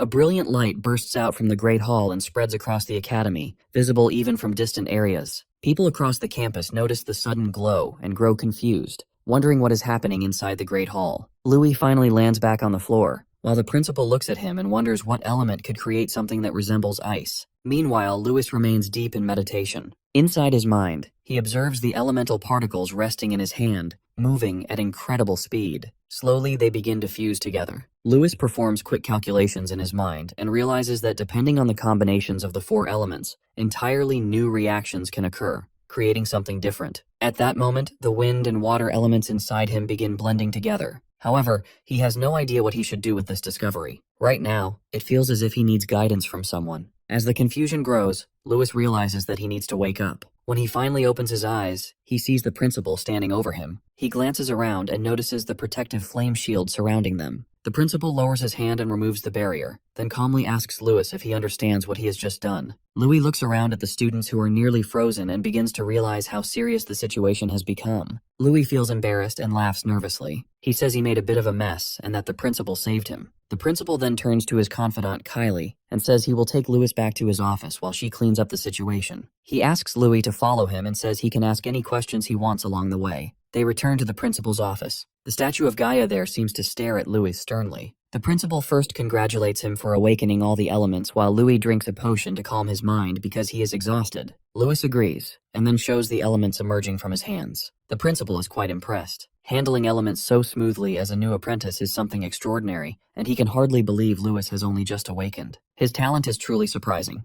The principal then gives him a book that will help him study magic and asks him to read it carefully for reference. He explains that he mainly uses earth and wind magic, so for fire and water, Louis should ask Faye and Miliana if he has questions. Since they both come from great families, they know many secrets and techniques. The principal then calls his apprentice Kylie into the room. When she enters, the magical snake transforms into an attractive woman. The principal introduces them to each other and explains that from now on, Kylie will be responsible for protecting Louis. After that, Kylie suggests they move somewhere else where they can talk more freely. She leads both of them to an abandoned building. Louis asks why they are in this place, and the principal explains that it is where he trains and meditates. He has reinforced the area with earth magic to make it durable and soundproof. Kylie then asks Louis to show her the elements. Louis demonstrates how he awakened the ice element by chance during his ritual. He explains that by accelerating the movement of two elements and blending them, a new element is born, and he has named it the ice element. The principal notes that he has never heard of mixing elements before. Kylie is astonished. As the principal said, she is drawn to the chilling effect and smiles. In the next moment, she lunges at Louis, asking to feel the ice element herself. She throws a flurry of punches, but Louis easily defends using his magic and even lands a punch that forces her to retreat. She realizes that the fusion of two elements is extraordinary. Turning to the principal, she asks if such a fusion has ever been done before. The principal explains that it has never been done. Since magic first appeared, many people have studied its power, and countless geniuses devoted their lives to mastering it. But no one succeeded in fusing elements. Most people control only a single attribute, and very few can manipulate multiple. Even the Empire's strongest saint, Lady Miriam, a once-in-a-century genius, could control 3 elements but failed when attempting to fuse 2, which drove her mind and body to the brink of insanity. Louis realizes that normal humans cannot perform element fusion. The principal explains that humans must withstand the power of elements within body and mind. Accelerating elements, as Louis did, requires immense willpower to guide them and release them safely. Only by controlling multiple elements at once can they collide to form something new, but it can be lethal. Kylie realizes that Louis's power might rival a saint, though he himself does not yet understand it. Kylie decides to give Louis a proper test and invokes her fire element, launching into another duel with him. They clash as Principal Smith explains how Lady Miriam once theorized that handling multiple elements simultaneously required a dragon-like body capable of withstanding elemental collisions, or the use of magic crystals, like monsters do. Louis asks about the results of that research, and the principal replies that it was disastrous. Every experiment in the Empire failed, and the concept was eventually deemed forbidden and illegal. He never imagined that someone could break such a taboo, and witnessing it now surprises him deeply. Louis realizes that by calculating multiple elements along separate pathways, he avoided them colliding inside him. Kylie warns him not to get too cocky, reminding him of the risks. Louis understands the stakes. It could bring trouble, as it did in his previous life, but he has no intention of losing control. Kylie tells him that if his secret were exposed, there would be no telling what might happen. The principal assigned her to protect him, but she dislikes unnecessary trouble, so she asks Louis to be careful. Louis accepts and confirms that the ice element is an application of the water attribute he evoked. The principal asks what he means by application, and Louis explains that his stronger than normal willpower allows him to manipulate water into ice under pressure. As he speaks, he asks Kylie to attack again. When she lunges, Louis simultaneously demonstrates using his water magic. Under extreme pressure, water transforms into ice. He forms an ice shield in front of him. Kylie is confused, and Principal Smith is astonished by the transformation. Louis names it the water element superionic ice form. Kylie asks how he turned ordinary water into ice that resists even her flames and radiates heat. Louis explains that liquids change form under intense pressure, and he simply applied that using the knowledge in his mind. The principal turns to Louis, saying there is still so much unexplained in the world. He invites Louis to come see him anytime and promises to personally teach him how to use his powers properly. He even offers to give credit for any new discoveries Louis makes. Louis is thrilled by the idea. Kylie, on the other hand, looks nervous and asks if the principal is truly going to protect Louis, since what just happened has never been recorded or written in books and could have been a coincidence. The principal explains that some magic in books is itself the result of coincidence, and he does not want to deny any possibilities. Kylie listens carefully, accepting her boss's commands. She knows our hero will be a high-maintenance student and that she has a lot of work ahead, but she vows to do it anyway. She vanishes to attend to her other duties. The principal then offers our hero a mental recovery potion, saying it will restore energy for a while, but warning him not to overuse it. Since classes begin tomorrow, he should head back and rest. Our hero drinks the potion, astonished that there are magical potions for the mind as well. Louis returns to his dormitory, still wide awake from the potion, and decides he might as well meditate until morning. When he enters, he notices Kara is still up and asks what he's doing, and if he's been waiting for him. Our hero appreciates it and thanks him personally, knowing Kara really saved him today. The principal had told him about a rare artifact in the hall and asked how our hero noticed it, but Kara doesn't answer and simply hands our hero a card for Gandus Trading Company. Louis realizes now why Kara is so knowledgeable. Kara then quietly leaves, muttering thanks before closing the door. Our hero understands that Kara was just repaying him for being saved on the first day, and being a merchant's son, it's also good networking. The next morning at Candria Arcanist Training Hall, the students gather as their new physical training instructor, Derek, is introduced. Derek is there to teach fundamentals of martial arts, but he comes off as gross and creepy. Most students, male and female, feel intimidated or disgusted. Even Kane thinks the teacher is weird, but our hero is focused on his exceptionally toned body, eager to learn how to train both body and mind. Derek immediately notices our hero and moves in behind him at incredible speed. Louis senses him instantly, while Kane is intimidated. Derek leans close, complimenting our hero on his masterclass physique and expressing a desire to train him more. Our hero feels both disgusted and cautious. Then Derek turns to Kane, mocking his lack of muscles and calling him all blonde hair with no strength. Kane is annoyed, but Derek moves on. The class begins following academy tradition, with seniors demonstrating the training equipment. A few seniors, including Jess, enter, commenting on how unreliable the freshmen are and how even great families have become disgraceful. They walk in with pride, acting as if they own the hall. Kane and our hero are slightly annoyed as Derek asks them to demonstrate their strength. One senior steps up to the weighted pec deck, which trains both arms and chest, and lifts effortlessly. Each weight is enhanced with magic, and he handles 1 ton with ease. The students are shocked, realizing they could never manage that. Another senior spins at incredible speed, while yet another runs on a treadmill with 250-kilo weights strapped to both legs. Derek then tells the freshmen to try, warning them not to overdo it. The freshmen struggle with every exercise, clearly lacking athletic skill. The seniors mock them until they stop,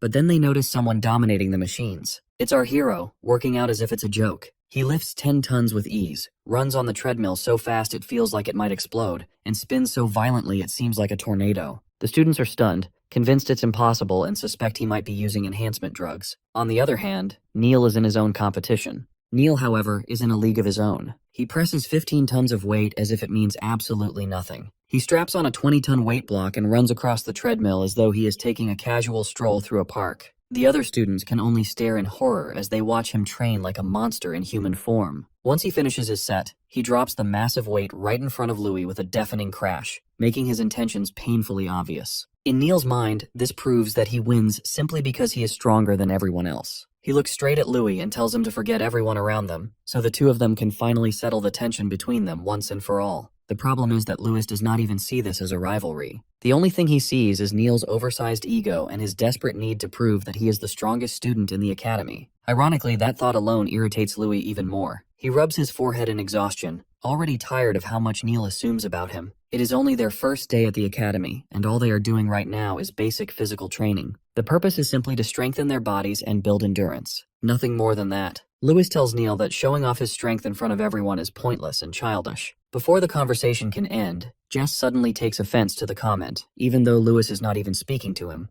Jess immediately assumes the remark is directed at him, and his expression darkens with anger. He warns Louis not to become too arrogant just because he thinks he is slightly stronger than the others. According to Jess, physical strength means very little in the long run, because true power comes from attributes. That immediately catches Louis's attention, and he asks what exactly attributes are. Neil answers with complete confidence and proudly declares that he possesses dual attributes of fire and earth. The moment those words leave his mouth, Jess looks genuinely stunned. A commoner awakening with both fire and earth attributes is almost unheard of, and even he realizes how extraordinary that combination is. Neil then turns the question toward Louis and asks him what attribute he possesses. Louis calmly replies that he has a water attribute. The second Jess hears that answer, he bursts into laughter. Out of all possible attributes, Louis ends up with water. To Jess, it sounds completely pathetic. He mocks Louis openly and asks what someone with a water attribute is even supposed to do in a fight. Is he going to splash puddles at his enemies and hope they slip? Louis only looks at him in confusion, unable to understand why water is considered so laughable. That is when Miliana finally explains the situation to him. She tells Louis that water attribute martial arcane is considered extremely basic compared to the other elemental paths. Its most common offensive skill is Aqua Blade, a technique that leans far more toward defense and support than outright destruction. Because of that, people tend to look down on water users and see them as weaker than fighters who possess far more aggressive and destructive attributes. Louis falls silent for a moment as he processes everything he has just heard. Until now, he never realizes that the water attribute is looked down upon to such an extent. Jess keeps pushing the humiliation further and tells him that no matter how strong his body may be,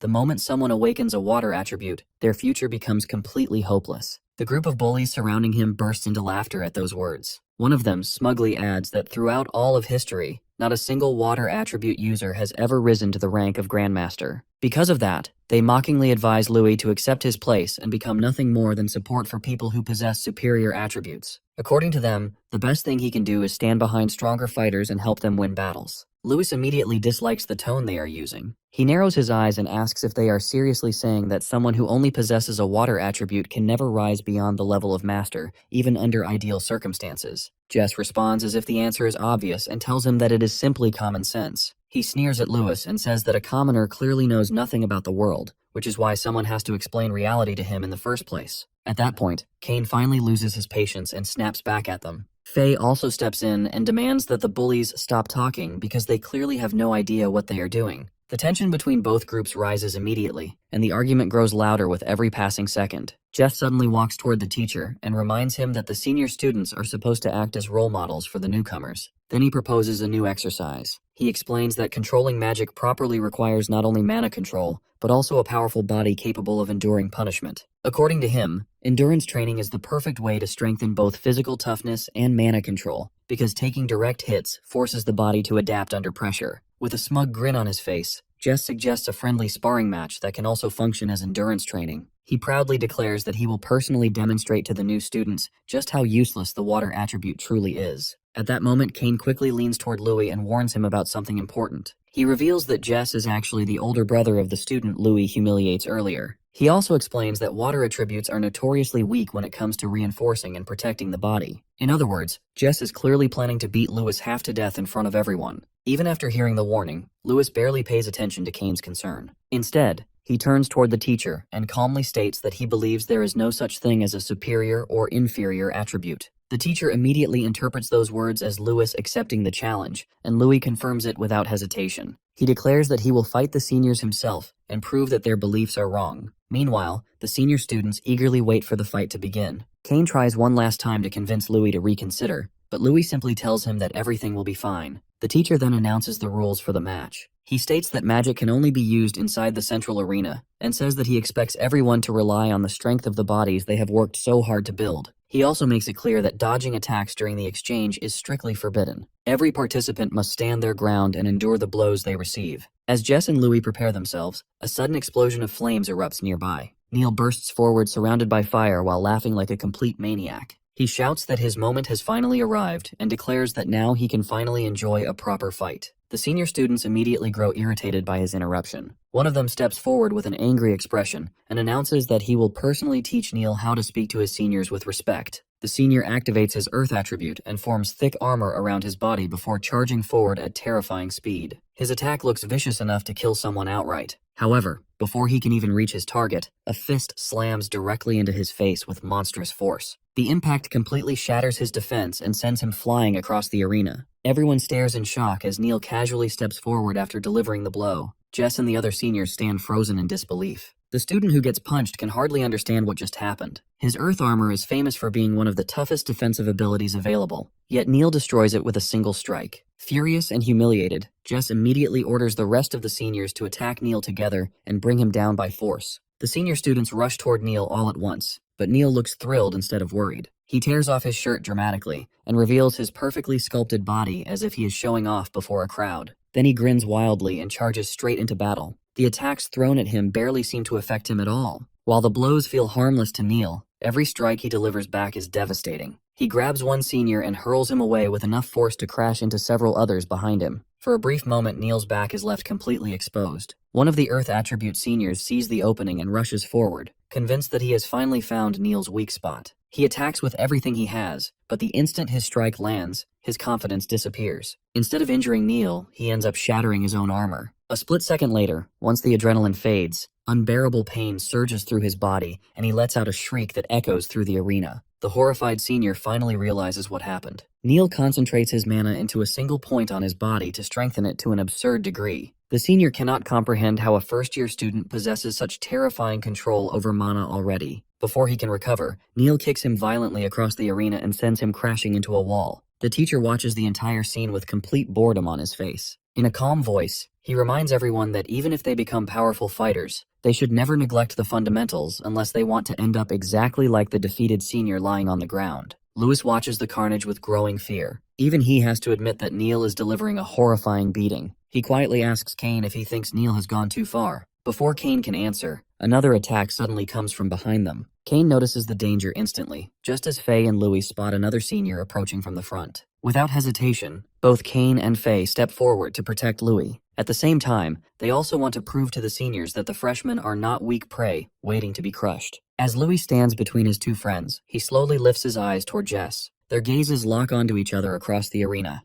Louis then speaks calmly and tells him that it is finally time for their main event. Jess mocks Louis and tells him that he thinks far too highly of himself if he truly believes he is the main event. He calls him arrogant, ignorant, and completely unaware of his place. Jess proudly declares that he is the heir of the Harry family, a noble house with prestige and influence. Under the banner of his family name, he claims that he will personally teach a low-born nobody like Louis what true noble dignity and pride look like. To Jess, honor and manners are things that only nobles can truly possess. The moment he finishes speaking, Jess launches himself high into the air and dives toward Louis with incredible speed. He unleashes gale penetration and aims directly for Louis with deadly force. However, just as the attack is about to connect, Louis instantly creates an ice shield above himself. Jess is completely stunned by what happens next. Not only is the shield strong enough to block his attack without cracking, but the freezing energy pouring from it is so intense that it forces him to retreat immediately. Jess stares at his own hands in disbelief and realizes that they are freezing simply from making contact with the ice. He cannot believe that this strange and terrifying power comes from water magic. Louis calmly confirms that it is simply an application of water magic techniques. Nearby, Meliana watches the exchange with deep curiosity, because even she has never seen water magic used in this way before. The other students are equally confused. None of them have ever seen an ice shield before, nor have they witnessed water magic being manipulated like this. Jess refuses to accept what he is seeing, and convinces himself that Louis is merely using some strange trick with water techniques. Brian mutters that the freshmen this year are nothing but troublemakers. Jess decides that no matter what strange abilities Louis possesses, he is still going to teach him a lesson. At the same time, Jess looks toward Neil, who is still destroying the senior students one after another, and immediately rushes toward him. Neil notices Jess approaching and becomes excited because he assumes Jess is about to become his next punching bag. Neil throws a powerful punch at him, but Jess smoothly avoids the attack and laughs while telling him that he missed. Neil grins at the challenge in front of him. Over the next few moments, Jess moves so quickly that Neil cannot land a single hit on him. However, Jess is not truly focused on defeating Neil. Throughout the chaos, he is secretly using Neil as a distraction so he can get closer to Louis. The instant he sees an opening, Jess rushes toward Louis with clear killing intent. Before he can reach him, Neil suddenly charges in from the front and attacks Jess directly. Jess avoids the strike once again, and instantly appears behind Louis before attempting another sneak attack. However, Louis raises another ice shield and blocks him completely. Louis mocks Jess and tells him that all he ever talks about is honor and pride, yet all he does is rely on sneak attacks from behind. According to Louis, noble ideals are worthless in front of him. Jess immediately fires back and says that as a noble, he simply makes the decisions necessary to secure victory. To him, winning is his destiny. Even while they continue fighting, both Jess and Louis exchange sharp and playful banter during the battle. Neil grows increasingly irritated as he watches them. He suddenly jumps into the middle of their fight and attacks again. Louis narrowly dodges the blow and looks confused because Neil is supposed to be fighting on his side. On top of that, being forced into a 2-against-1 battle is beginning to irritate him. Jess suddenly believes he finally has an advantage now that Louis is distracted. He lunges toward him for another attack, but at the last possible second, Neil catches up to him and violently shoves him away. Jess becomes furious at Neil's reckless and maniacal behavior as he is sent flying backward. Neil shouts at him and says that he needs to stop underestimating him, and realize that teaming up is the smartest strategy. Now that Jess is out of the way,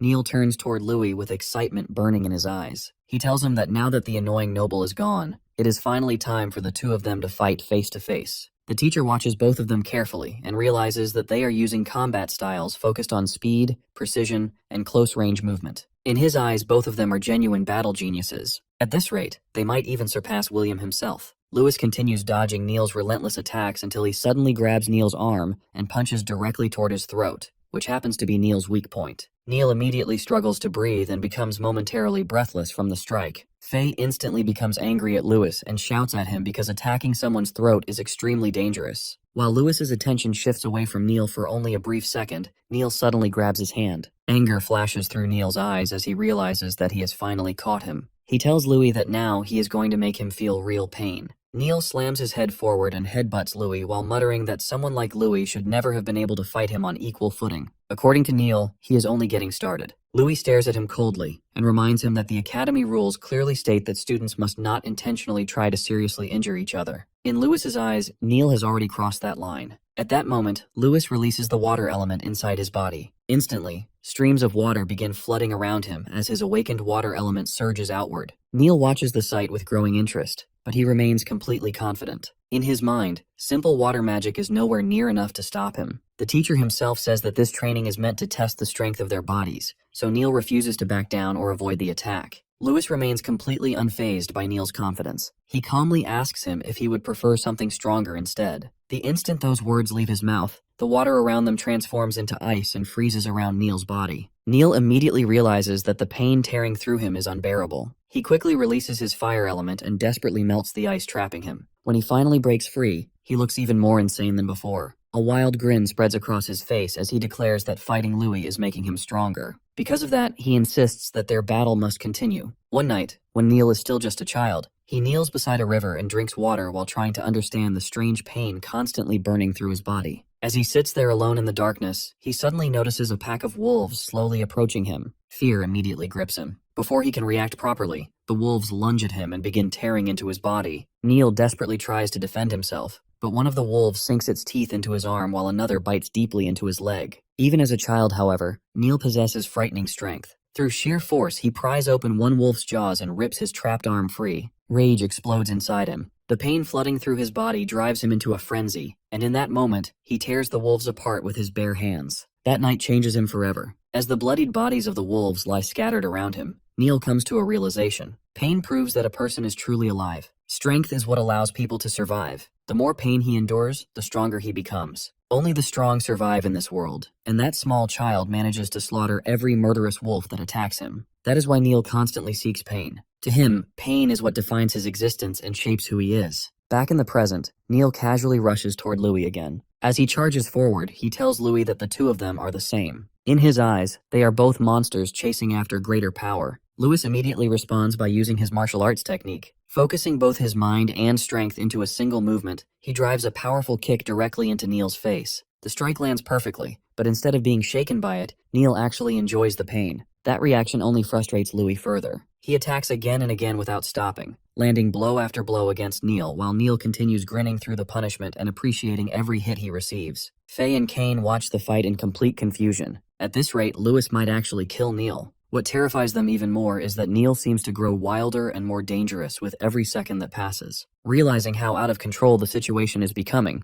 both of them decide that they need to stop Louis before things become even worse. Neil refuses to back down and shouts that the fight is not over yet. He lunges toward Louis again, but Louis quickly dodges the attack. At the same time, Louis struggles internally as he tries to figure out how to stop this complete maniac without violating the Academy rules. He wonders if freezing Neil in place might finally be enough to restrain him. Louis tells Neil to calm down before driving a punch into his stomach. Immediately after that, he uses Ice Tempest and freezes Neil against the wall. However, Neil once again releases his fire attribute and melts through the ice, trapping him. Watching all of this unfold, the teacher finally begins to look genuinely interested. In his eyes, the fight is only now becoming entertaining. Neil drops to the ground but still refuses to surrender. He declares that this is nowhere near enough to satisfy him, and urges Louis to come at him again with everything he has. Then something unexpected suddenly happens. Instead of Neil charging toward Louis once more, a powerful force slams him directly into the ground. Neil barely manages to realize what happens before he sees Kylie standing there. Kylie coldly tells the now unconscious Neil that he has gone far too far. In her eyes, he is nothing more than a muscle-headed idiot who completely loses control of himself. The teacher instantly reacts the moment he sees Kylie. It is painfully obvious that he has a crush on her because he practically lights up with excitement after realizing that he has not seen her in a long time. In his mind, she looks even more beautiful than before, and the overwhelming aura radiating from her body completely captivates him. However, Kylie immediately shuts down his excitement and forces him to face reality. She asks him what he plans to do if a student dies on the very first day of class. She reminds him that he should remember the warning the principal gives him earlier. The teacher becomes embarrassed and quickly defends himself. He insists that he is not some irresponsible, privileged fool and claims that he is only trying to bring out the student's potential through combat.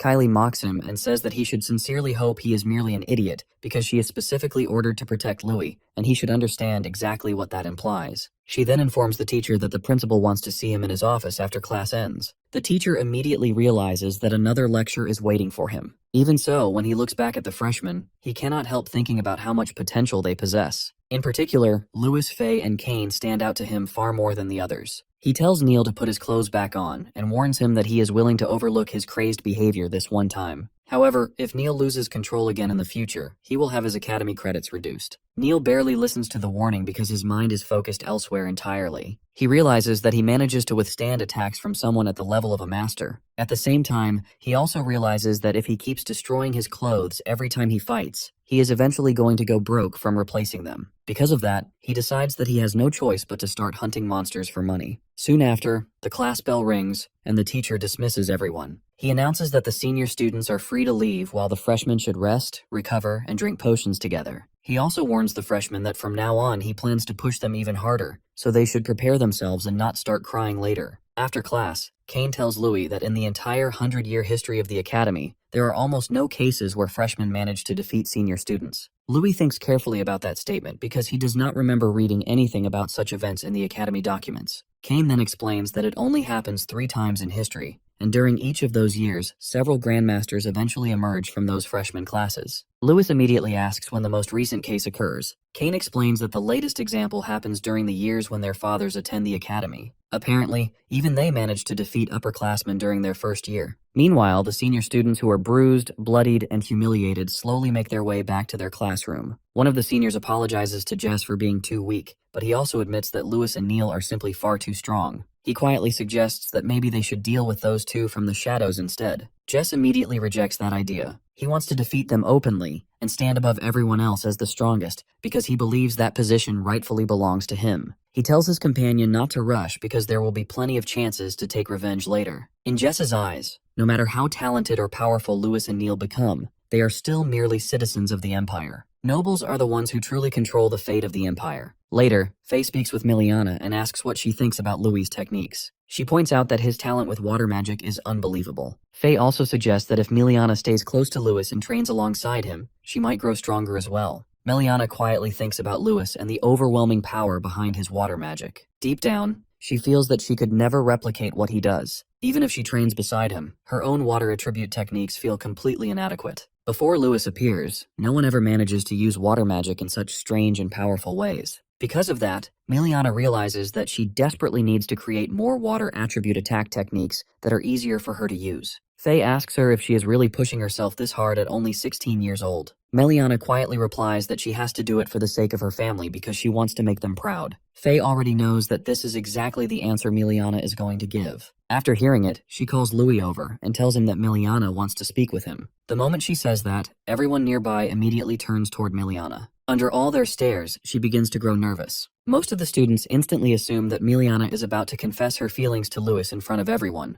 but that is not what she intends at all. Louis walks over to the girls, and Faye explains that since he uses water magic earlier, she wants to know if he can teach some of those techniques to Miliana. Louis immediately agrees without hesitation. Being naturally kind-hearted, he says that he does not mind at all. In fact, because they are friends, he would be happy to help her. The moment Miliana hears the word friends, she becomes strangely confused. Even Louis notices her reaction and looks puzzled by it. That is when Miliana quietly confesses that one day she might bring trouble into his life. And even then, she hopes he will not regret becoming friends with her. Louis tells Miliana that he will never regret being friends with her because he could never regret the people he cares about. Hearing that only makes Miliana more emotional. She quickly says that she does not want to drag him into the problems surrounding her life before suddenly running away. Everyone watches her leave with confused expressions. Faye immediately runs after her and apologizes to Louis along the way, saying that she is going to talk to Miliana for a while and make sure that she is all right. As they disappear, Louis quietly thinks about how everyone around him carries different burdens and struggles. He understands that much already. If anything, he begins to feel that he might end up becoming the one who causes trouble for Miliana instead. He turns toward Kane and asks whether he knows anything about her background. Kane explains that Miliana is the daughter of the Royce family and also the granddaughter of a grandmaster. Back when her grandmother is still alive, the Royce family thrives and holds considerable influence. However, after her grandmother passes away, the family gradually loses its power and status. Beyond that, Kane admits that he does not know much about what happens afterward. He says that Faye probably knows far more about the situation than he does. Louis then turns toward Kara and asks if she knows anything else. Kara explains that the Royce family eventually clashes with the Arcanist Association. Hearing that immediately catches Louis's attention. He asks if the trouble Miliana mentions is connected to the Arcanist Association, and whether Kara knows any additional details. Unfortunately, Kara shakes her head and admits that this is all she knows. For now, Louis realizes that if he wants real answers, he will eventually need to ask either Faye or Miliana directly. The next day, the freshmen gather at the academy's first magic training ground. Standing before them, the professor announces that magic is the goddess's blessing and the true essence of the world itself. He explains that during this class, he will teach them how to control magic properly and how to use martial arcane techniques in combat. He then introduces himself as Mr. Sid. Kane notices that Louis suddenly seems irritated and asks him what is wrong. After all, Louis is incredibly excited for magic class earlier. Louis quietly admits that he is still excited to learn, but for some reason he already feels as though the professor dislikes him. Almost immediately after those words leave his mouth, Mr. Sid appears directly in front of Louis. He coldly tells him that students should not chat while the teacher is speaking. He openly states that he hates rude and idiotic people in his classroom. Without hesitation, he announces that 1 credit will be deducted from Louis' account. Mr. Sid continues insulting him and says that unlike certain muscle-brained idiots, students are expected to follow the academy rules properly. According to him, if Louis keeps breaking regulations, he will eventually end up with 0 credits remaining. A moment later, Mr. Sid deducts another credit while accusing Louis of being vulgar and disrespectful, even though Louis never actually says anything offensive. Despite the unfair treatment, Louis remains silent because he already understands that the professor is deliberately targeting him. As Mr. Sid walks away, he tells Louis that he should learn proper noble etiquette and culture if he truly wants to behave like a respectable student. Then Mr. Sid raises his finger, and suddenly a gigantic sand knight erupts from the ground through the use of magic art. Both Kane and Louis stare at the enormous construct in amazement. Mr. Sid explains that in real combat, martial arcane requires mastery over both martial arts and magic. If someone wishes to become a true apprentice, they must first learn how to manifest mana into the shape of a weapon. Once they master that skill, they can eventually cover their entire body with arcane armor. As he speaks, Mr. Sid demonstrates the technique by forming a sword from mana in his right hand. He explains that after mastering those fundamentals, a person can finally become a true fighter. In order to control mana through the body, one must connect their thoughts to their movements and guide mana through precise physical actions. To demonstrate further, Mr. Sid flips the sword in his hand before slashing toward the giant sand knight. The attack slices the construct completely in half and leaves the students stunned by the destructive power of martial arcane. Afterward, he tells the students that later they will all attempt to attack stone statues in the same way. The student who causes the greatest amount of damage will receive 5 extra credits. Before that begins, however, he plans to teach them how to attack properly with magic.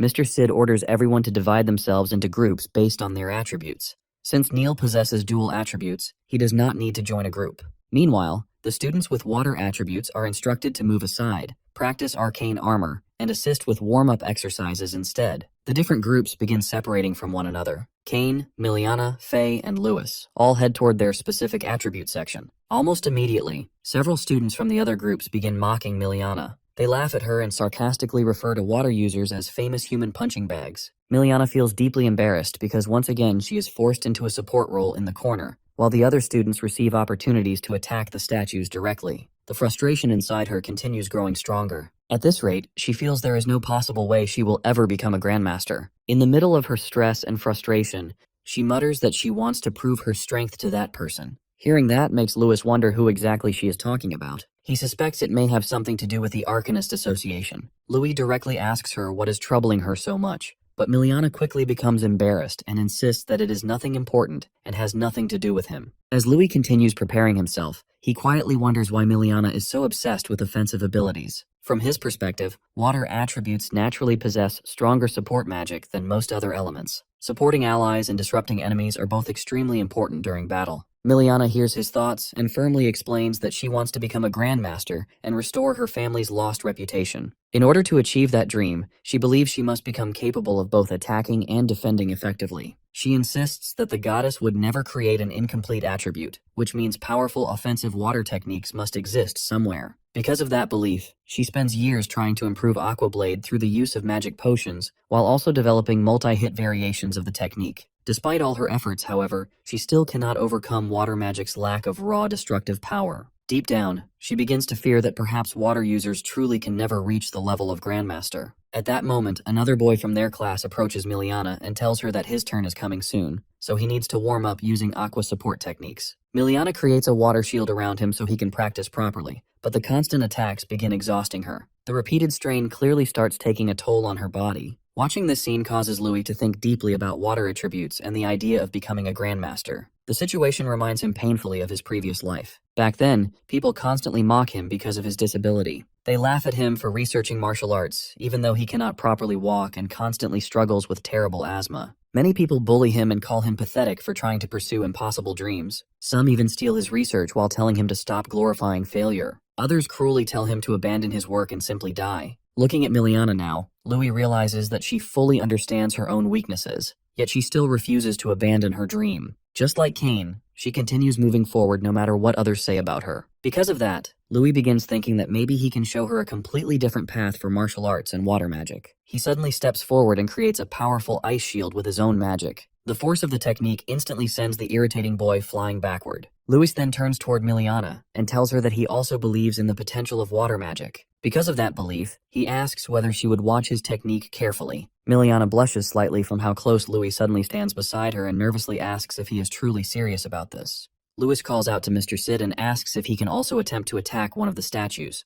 Already irritated by Louis's existence, Mr. Sid warns him that if he fails to damage the statue, even more credits will be deducted from his account. He sarcastically asks whether Louis truly plans to waste his precious ice magic on something that is sturdy, and tells him that he should focus on basic mana control instead. Louis calmly replies that he actually discovers a better method for increasing the offensive power of water attributes. The moment everyone hears that claim, laughter immediately spreads through the training ground. The idea sounds absurd to them. Even Miliana nervously points out that the statues are special artifacts created from rare magical materials and reinforced heavily with earth magic. According to her, ordinary water spells cannot even scratch them. She worries that Louis might lose even more credits if he fails. Louis simply reassures her and says that everything is fine because he already has a plan. He calmly walks toward the giant knight statue and scoops sand into his hand. As he stares at it, he remembers an old saying from his previous world that soft things can eventually overcome hard things. If he combines high-pressure water with sand and fires it at extreme speed, the result can become powerful enough to cut through almost anything. With that thought in mind, Louis immediately puts the idea into action. Moments later, the massive knight statue is sliced apart into countless pieces. Mr. Sid stares at the destroyed remains of his precious statue in complete disbelief. Meanwhile, Louis calmly looks toward him and declares that this is the true nature of water magic. During the night, Cain, Kara, and Louis walk back toward their dorms together, while Cain excitedly talks about what happens earlier in class. He tells Louis that he really wishes he could have seen the expression on Mr. Sid's face the moment Louis earns all those credits. According to Cain, it is an absolute masterpiece. Mr. Sid looks completely miserable, almost like he is suffering through a nightmare. The instant he witnesses Louis using a clean and powerful water attribute attack, his face turns pale as if he has just eaten rotten bread. After that, he practically bolts out of the room the second class ends. Louis casually replies that at the time he is so focused on experimenting with water magic that he never even bothers paying attention to the teacher's reaction because, to him, the man's expression is simply not worth looking at. Cain quickly changes the subject back to water magic and mentions that they should seriously consider Faye's suggestion. He explains that Miliana is already working extremely hard to create a new path for herself. She is even spending money on expensive mental recovery potions to keep training. He also hears that she plans to rent private training rooms during her free time so she can continue practicing alone. Cain points out that joining forces with her might actually benefit Louis as well. Kara suddenly joins the conversation and explains that renting a training room costs around 30 silver coins, while mental recovery potions can cost nearly 300 gold coins. Hearing those numbers completely shocks Louis. The prices are far higher than he expects. After thinking for a moment, he turns toward Kara and asks him for a favor related to the upcoming training mission they are supposed to participate in within the next few days. The three of them continue discussing what might happen during the mission while making their way back to the dormitories. The following day, the teacher gathers the entire class together outside on the academy grounds. He gives them a speech about how their bodies are already becoming stronger and more refined with every passing day. Watching their progress apparently fills him with pride and satisfaction. Because of that, he announces that they are finally ready to begin participating in the Academy's official training missions. According to him, these missions are not only part of their responsibilities as students, but also important opportunities for growth. He explains that Candria Arcanist Academy is connected to the Mondo Great Forest along the western frontier. Long ago, that forest serves as the territory of terrifying monsters, but over time it becomes a natural border separating several major nations. Even now, countless monsters still inhabit the forest. The deeper someone travels toward the center, the more dangerous and powerful the monsters become. By comparison, the creatures living near the outer edge are far weaker. The Academy itself is originally built partly to help defend the Empire against threats emerging from the forest. That is why students are regularly sent on training missions to exterminate weaker monsters around the outskirts. The teacher explains that every magic crystal collected from defeated monsters can later be exchanged for credits or rewards after returning to the academy. On top of that, whichever student brings back the largest haul of crystals will receive an additional bonus reward. However, he also warns them that recklessness has consequences. If students challenge monsters that are too powerful and require rescue from a teacher, they will immediately lose 1 credit as punishment. After finishing his explanation, the teacher dismisses them to prepare for departure. Neil looks incredibly excited after hearing all of this because, in his mind, this is finally a chance for him to completely cut loose in real combat. Meanwhile, Faye asks Louis whether he truly plans to use actual combat situations to help train Miliana. Louis calmly answers that real battles reveal a person's true abilities far better than controlled practice ever can. Because of that, all of them agree to form a team of 5 people. They believe that combining both their strength and teamwork will make them far more effective than wasting huge amounts of money on expensive training rooms. Faye then turns toward Miliana and asks what she thinks about the idea. To everyone's surprise, Miliana genuinely seems excited about joining them. Right after that, the teacher claps his hands and announces that every group of 5 freshmen will complete their first training mission alongside several senior students. He explains that this arrangement gives the freshmen an opportunity to learn from the experience of older students while staying relatively safe during their first mission. Not long after that announcement, Louis notices Jess staring at him from nearby. Jess approaches him and coldly comments on how they somehow end up meeting once again during training mission preparations. He reminds Louis that training missions are extremely dangerous and sarcastically tells him to make sure he does not get himself killed out there. Louis calmly responds that people only truly grow stronger after overcoming dangerous situations. Jess clicks his tongue in annoyance before walking away and muttering that Louis is an arrogant bastard. Once he leaves, Jess quietly tells one of his friends that if a fight breaks out during the mission, none of the seniors should help the freshmen at all. At the same time, Kane quietly warns Louis that teachers usually observe the missions from afar. They rarely interfere directly unless absolutely necessary. However, he suspects that some seniors might intentionally lure the freshmen deeper into the forest and force them towards stronger monsters just to make things harder for them. Louis simply replies that stronger monsters mean more valuable magic crystals, which also means more money and more academy credits. Soon afterward, all the student groups begin entering the forest together. As they travel deeper inside, Louis talks with Kane about the details of the forest itself and wonders whether any powerful survivors from ancient times might still remain hidden there. Kane explains that the saints of the region wiped out most of the dangerous behemoths long ago, so there are supposedly none left near the outer regions anymore.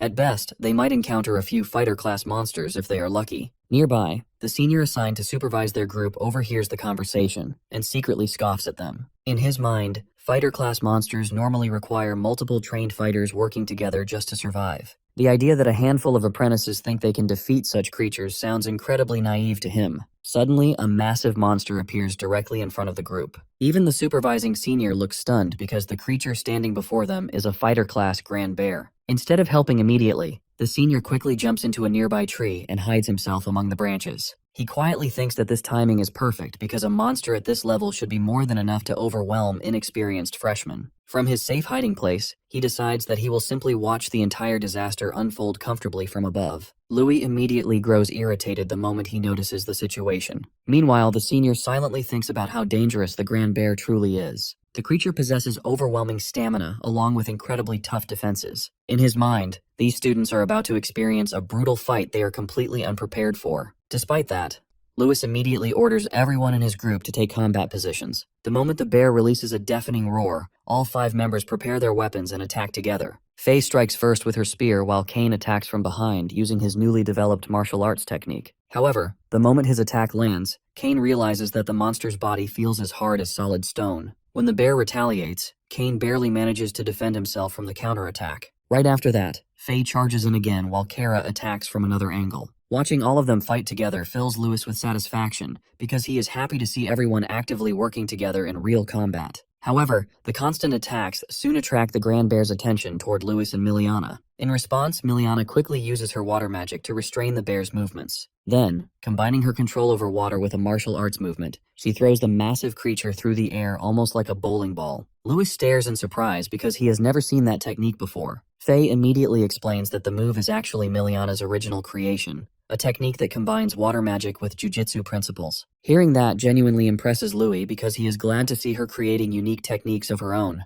Not wanting to fall behind Miliana, Louis rushes toward the bear himself because he also wants to demonstrate his own strength. He delivers a brutal kick directly into the creature's chest near its heart and sends the giant beast flying backward. Immediately afterward, he forms a compressed sphere of water and launches it toward the bear. The attack explodes violently upon impact before the monster crashes onto the ground. Miliana stares in shock after witnessing the damage Louis inflicts. Even students with stronger elemental attributes barely manage to scratch the grand bear, yet Louis severely injures it using water magic alone. Louis calmly explains that everything comes down to scientific principles. When water becomes superheated, compressed, and detonated under pressure, it creates steam powerful enough to burn targets internally and disrupt their breathing. Even if an enemy possesses tough skin or strong defenses, internal damage is far harder to resist. Miliana absorbs every word he says as though she is receiving an important life lesson. Deep inside, she begins wondering whether she can apply those ideas to her own techniques as well. Afterward, Louis suddenly hands her a special magic ring created by the Candace Trading Company, something he earlier requests through Kara's help. With the ring, Miliana can temporarily use earth, fire, and wind magic alongside her natural water attribute, just like Louis does himself.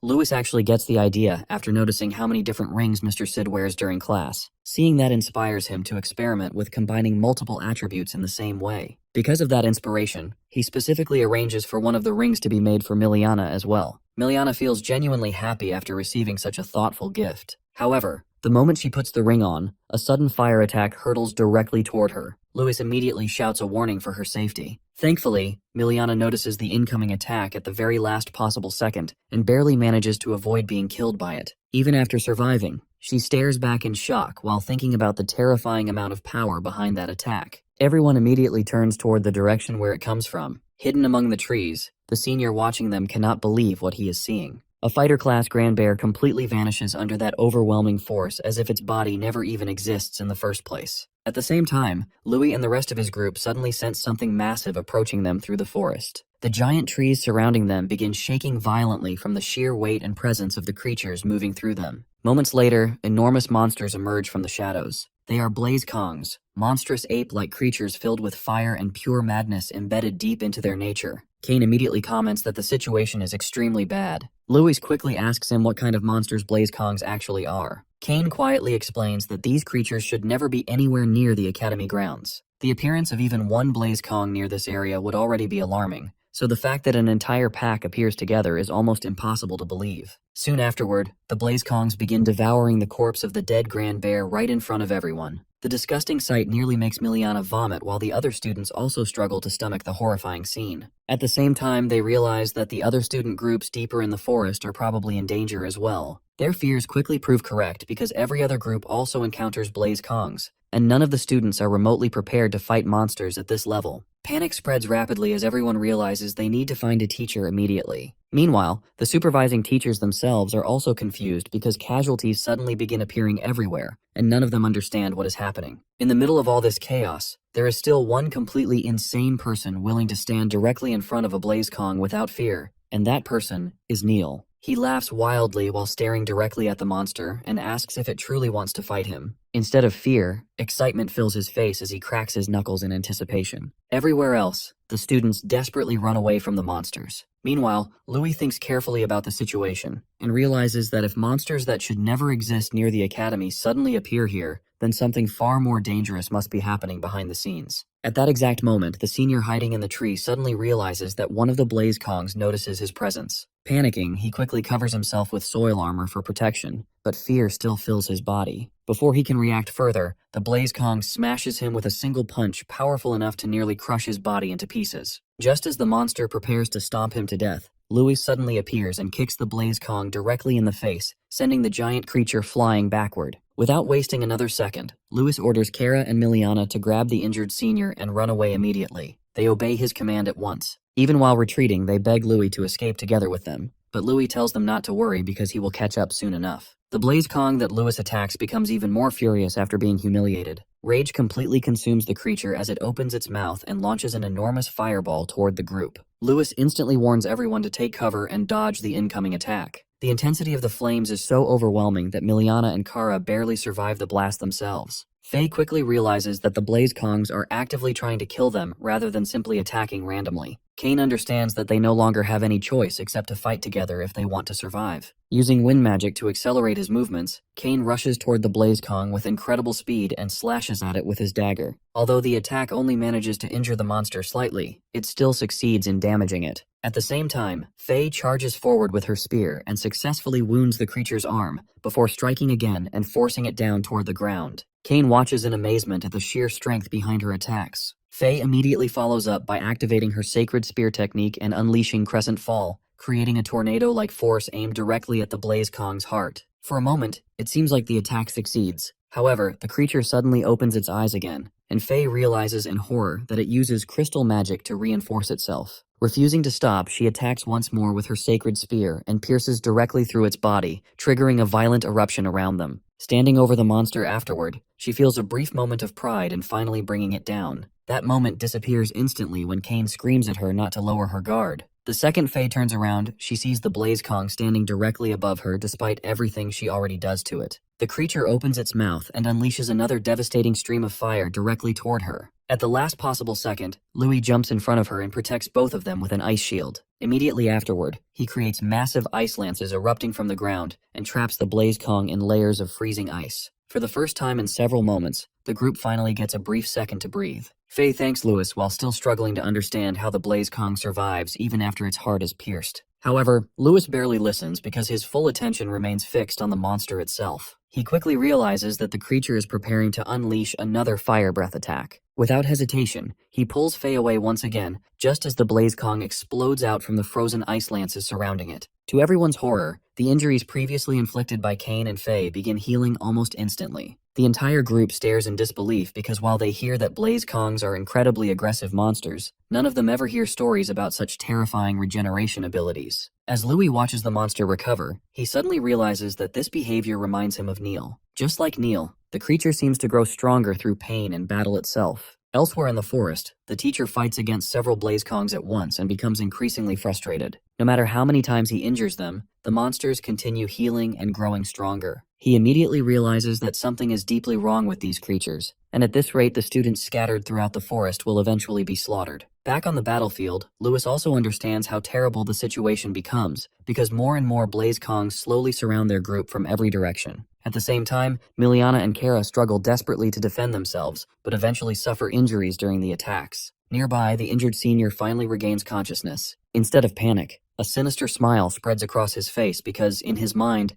everything is proceeding exactly according to plan. His mission is already complete. Now all he has to do is allow these defective monsters to finish eliminating Louis and the other commoners. The horrifying truth finally becomes clear. The entire situation is part of the senior's plan from the very beginning. Meanwhile, directly in front of Louis, the Blaze Kongs become even more violent and crazed. Kane watches in disbelief as the monsters begin using martial arcane armor techniques, just like trained fighters. The creatures attack again, while Louis desperately blocks their assaults. During the chaos, he realizes something terrifying. The Blaze Kongs are specifically targeting him above everyone else. Suddenly, one of the apes creates an enormous fireball almost the size of a small sun and aims it directly toward Louis. At the same moment, all the other Blaze Kongs surrounding him create massive fireballs of their own. Faye and Kane immediately rush toward Louis while desperately trying to shield him from the incoming attacks. Then, in the next instant, a gigantic explosion erupts deep within the forest with enough force to resemble a massive nuclear blast. Watching the destruction unfold from afar, the senior smiles with complete satisfaction because he believes his mission is finally accomplished. However, Louis is not someone who dies so easily. Right in the middle of the massive explosion, brilliant blue rays suddenly burst outward from within the flames themselves. Even the Blaze Kongs stop in confusion as they stare at the strange light emerging from the destruction. Moments later, a violent tornado erupts and completely overwhelms the sea of flames surrounding the area. Faye and Kane immediately recognize that blue energy, and both of them realize at once that Louis somehow survives one of the most devastating attacks ever unleashed against freshman students. Not only does he survive it, but he emerges from it in an even more terrifying state than before. Faye points out in disbelief that controlling mana over such a vast area purely through force of will is something that only masters or individuals above that level should be capable of doing. Kane finally understands that Louis has been hiding his true strength all this time. Meanwhile, Louis himself thinks about the strain spreading through his body. By accelerating the circulation of mana throughout himself, he temporarily forces his body into achieving mana control comparable to a master. However, the pressure and pain tearing through his body are becoming unbearable, and he knows he will reach his limit very soon. Because of that, he realizes that he has to end the battle as quickly as possible. With that thought in mind, he activates his breathing technique alongside his ice abilities and summons a massive tsunami of water around himself. The enormous waves surge outward and completely engulf the Blaze Kongs, forcing the monsters into confusion and panic. In the very next moment, the water instantly transforms into countless sharp icicles. Louis steps forward once, and the frozen battlefield allows him to accelerate his movements to terrifying speeds. He rushes toward one of the apes and strikes it with enough force to send it flying violently through the air. Another Blaze Kong attacks him immediately afterward, but Louis effortlessly defends himself by using his axiom acceleration technique before counterattacking two different apes at the same time. His speed becomes so overwhelming that the monsters can no longer track his movements properly. One moment he appears beside them, and the next instant he vanishes before striking somewhere else entirely. However, Louis is not merely attacking blindly. As he moves across the battlefield, he secretly creates an enormous 8-trigram pattern beneath the ground itself. At every point of the formation stands one of the Blaze Kongs trapped in position. Using his ice abilities, Louis locks every single monster into place simultaneously. Afterward, he rises high into the air and unleashes a relentless barrage of palm strikes that force all the trapped monsters deeper into the frozen formation. The ice seals them together in such a way that escape becomes impossible. Once the entire structure is complete, Louis lands on the ground and silently stares at what he creates. Suddenly, cracks spread across the massive frozen prison. Seconds later, the entire structure shatters apart, and every Blaze Kong trapped inside breaks into countless pieces like a shattered construction set collapsing into fragments. Watching this from afar,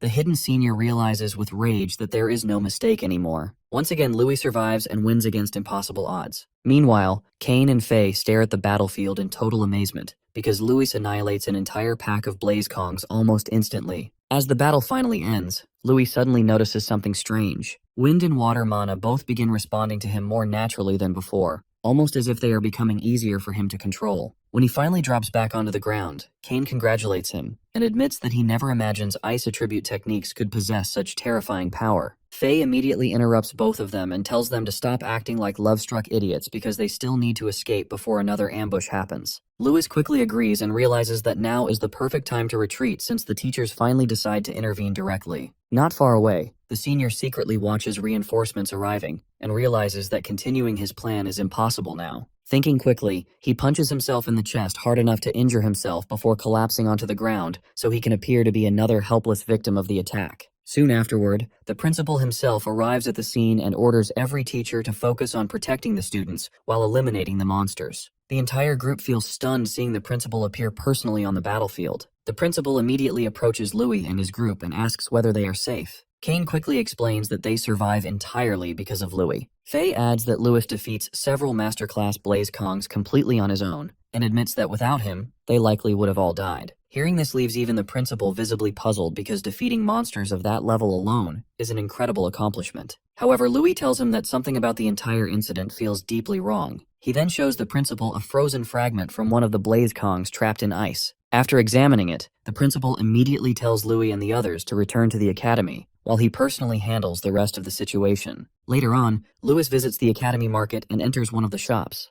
The shopkeeper tells him that after everything that happens during the mission, he accumulates a huge number of points and academy credits. However, she also looks confused because despite earning so much, he is still purchasing large amounts of mental recovery potions. She warns him that overusing such potions could seriously damage his body. Louis calmly replies that he is already aware of the risks. Before he can continue, Kylie suddenly appears and asks if she can speak with him privately for a moment. She reveals that after examining the corpses of the Blaze Kongs recovered from the Academy incident, investigators discover traces of alchemy, magical drugs, and artificial modifications inside the monsters. That discovery proves Louis' suspicions are correct from the very beginning. Someone deliberately orchestrates the entire incident. Kylie explains that the principal suspect's enemy forces are behind everything. According to her, certain factions likely grow impatient because His Majesty and Lady Million are both growing older, yet no successor is officially chosen for the throne. Because of that, eliminating or controlling the children connected to important supporters becomes a logical political move. Since the Academy holds enormous influence within the Northern Empire, whichever side controls its future position gains a major advantage. Louis struggles to believe that such horrifying events happen because of a succession conflict. Even so, he cannot ignore the fact that the Blaze Kongs specifically target him during the battle.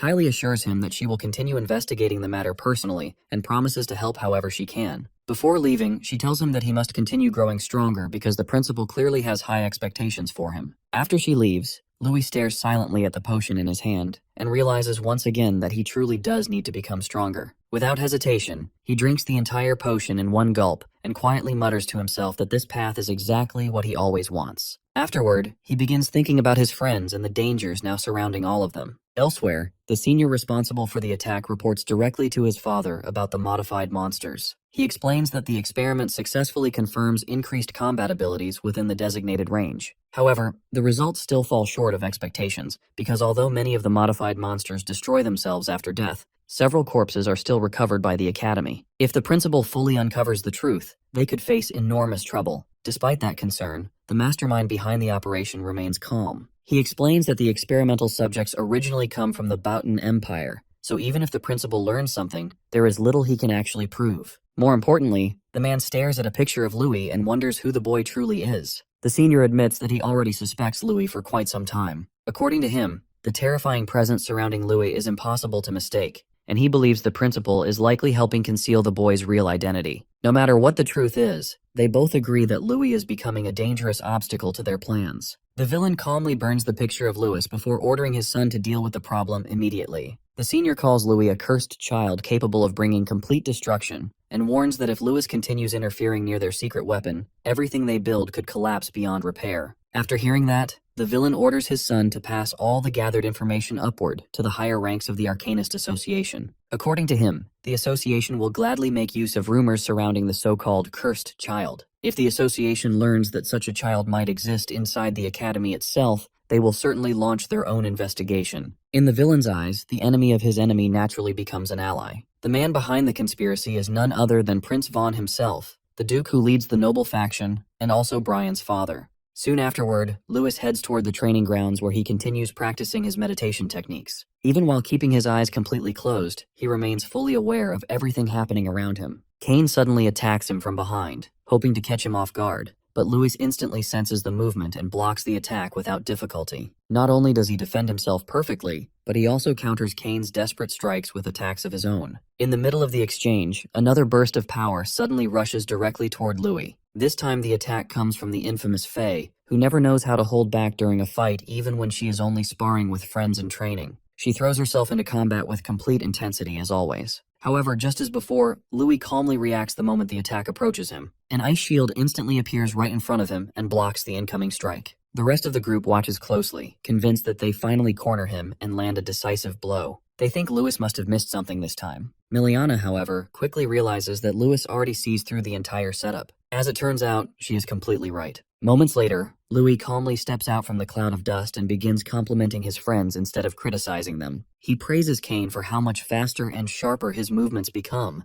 and tells him that he truly masters the hit and run tactics they practice together. He then compliments Faye for improving the power behind her spear techniques by adapting them from her unarmed combat style. Most importantly, he praises Miliana for cleverly hiding Kara's item inside the mud as part of their strategy. Louis admits that he is genuinely happy seeing how much stronger and faster all of his friends become in such a short amount of time. He even tells them that if he does not notice the abnormality through his cold sensibility, then their coordinated attack could have seriously overwhelmed him in an instant. Kane still looks irritated despite the praise because, in his mind, it means that all of them working together still fail to truly reach Louis. He points out that Louis escapes the entire attack without even receiving a scratch, which only proves that none of them can still catch up to him. Meanwhile, Faye remains fascinated by Louis' strange ability to sense movements around him through what he calls cold sense. She admits that she never hears of any technique remotely similar to it before. Louis explains that the technique relies on the circulation of mind and mana together, and he tells her that he is still researching and refining it himself. Even so, he promises that once she understands the proper principles behind it, he will teach her how to use it in future training sessions. While the group talks, Miliana hands Louis a recovery potion, and at the same time, Faye suddenly tries to sneak in another punch toward him. Once again, she completely fails to land the hit. Miliana watches this and comments that sometimes Louis feels almost abnormal, like someone who does not truly belong to this world. The moment she says that, Louis nearly spits out his potion in shock. Nervousness flashes across his face as he quickly asks why she would say something like that while wiping the potion from his mouth. Miliana explains that it is because Louis openly shares his knowledge and techniques with others so freely. In this world, most people guard such information carefully within their own families instead of teaching it to outsiders. Because of that, she jokes that Louis must learn these ideas and values from another life entirely. Hearing that makes Louis scratch the back of his head awkwardly. He laughs a little and says that maybe it is simply because he grows up as a commoner and therefore has a different upbringing from nobles. He explains that everyone in their group constantly teaches each other new things anyway, so he believes it would be amazing if all of them continue becoming stronger together as one united team. Eventually, Faye tells everyone that it is time to head back because they still have martial arts classes waiting for them the next day. Before leaving, she warns Kane and Lewis not to sneak off and cause trouble afterward. Kane immediately teases her in response, and before long the entire group begins leaving together while joking around with each other. However, Louis stays behind alone at the training grounds. He looks down at his bag and realizes that he is almost completely out of recovery potions once again,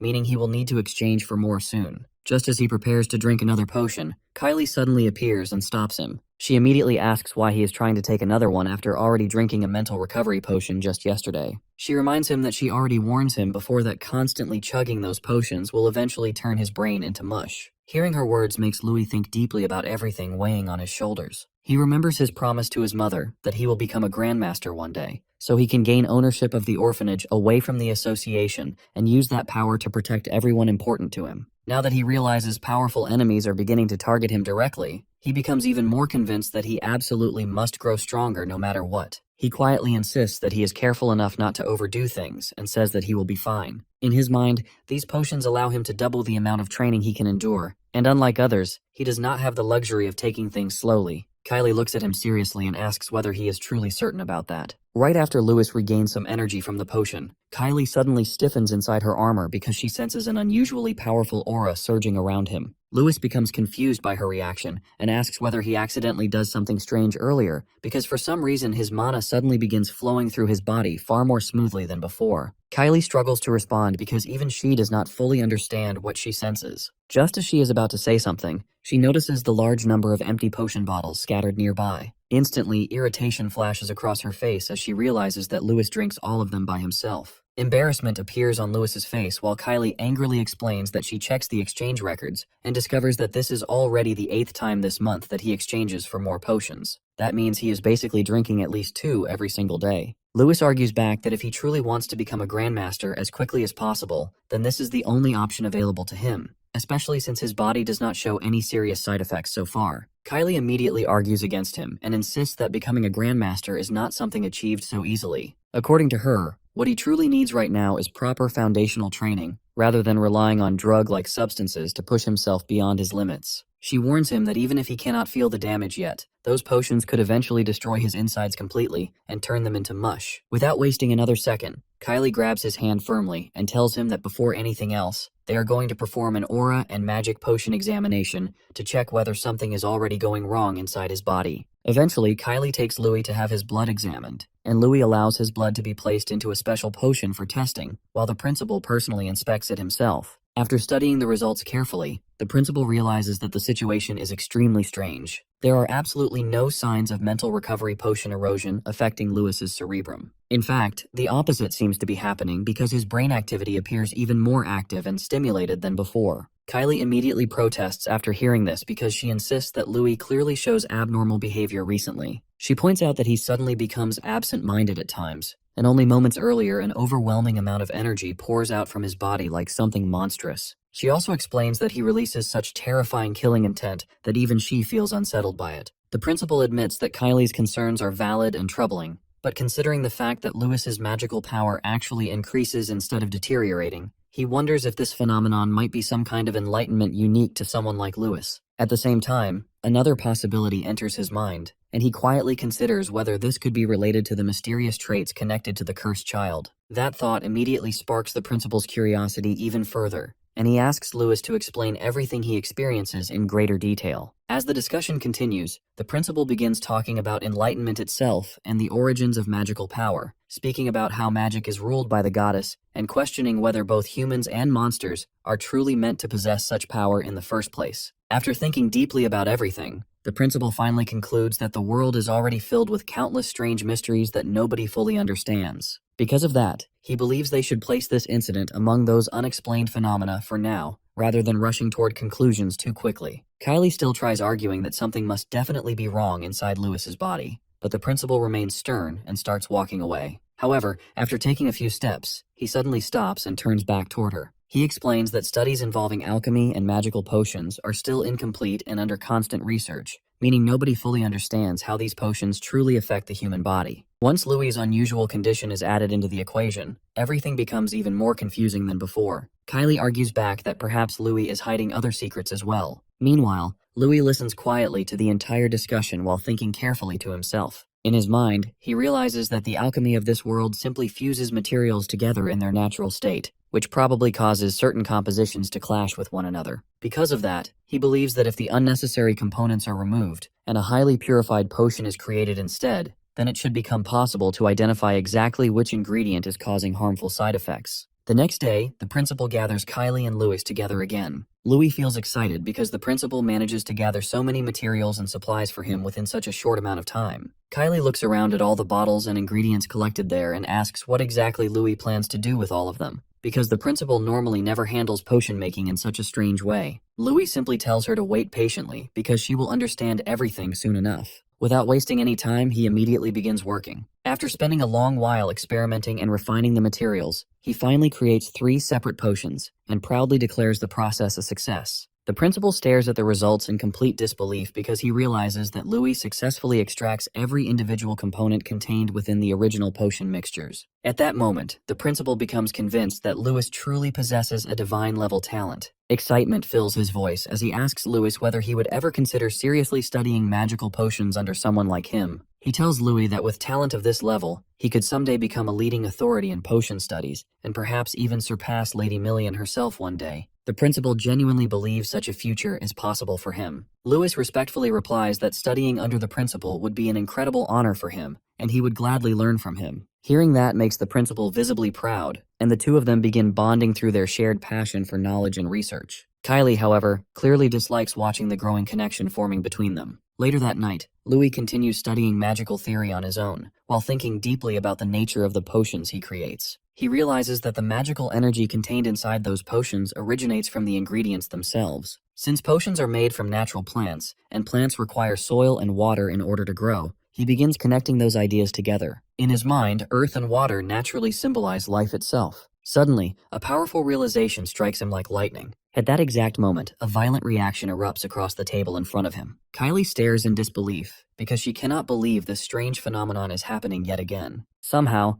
Louis reaches another moment of enlightenment deep within his heart. Instantly, massive vines and roots begin spreading wildly throughout the room. The principal watches in complete astonishment as enormous trees and forests suddenly emerge across the giant chamber itself. To him, there is simply no possible way that the true power hidden within potions could create something like this. At that moment, Louis calmly explains that the true power behind creation is not something grand or destructive. Instead, it is the simple act of giving moisture to the soil, nourishing life, and allowing new growth to sprout naturally into existence. Because of that understanding, Louis declares that this power should be called the wood element. Kylie looks completely confused after hearing the term wood element for the very first time. In response, Louis simply raises one finger and causes a beautiful flower to bloom before her eyes. As Kylie reaches toward it in curiosity, the flower suddenly releases dangerous pollen prepared to attack her. She fails to react in time, and the pollen causes redness to spread across her hand. Immediately afterward, the vines around the room transform into monstrous plants and begin attacking her directly. Furious at the sudden assault, Kylie unleashes her fire element and destroys the attacking vines,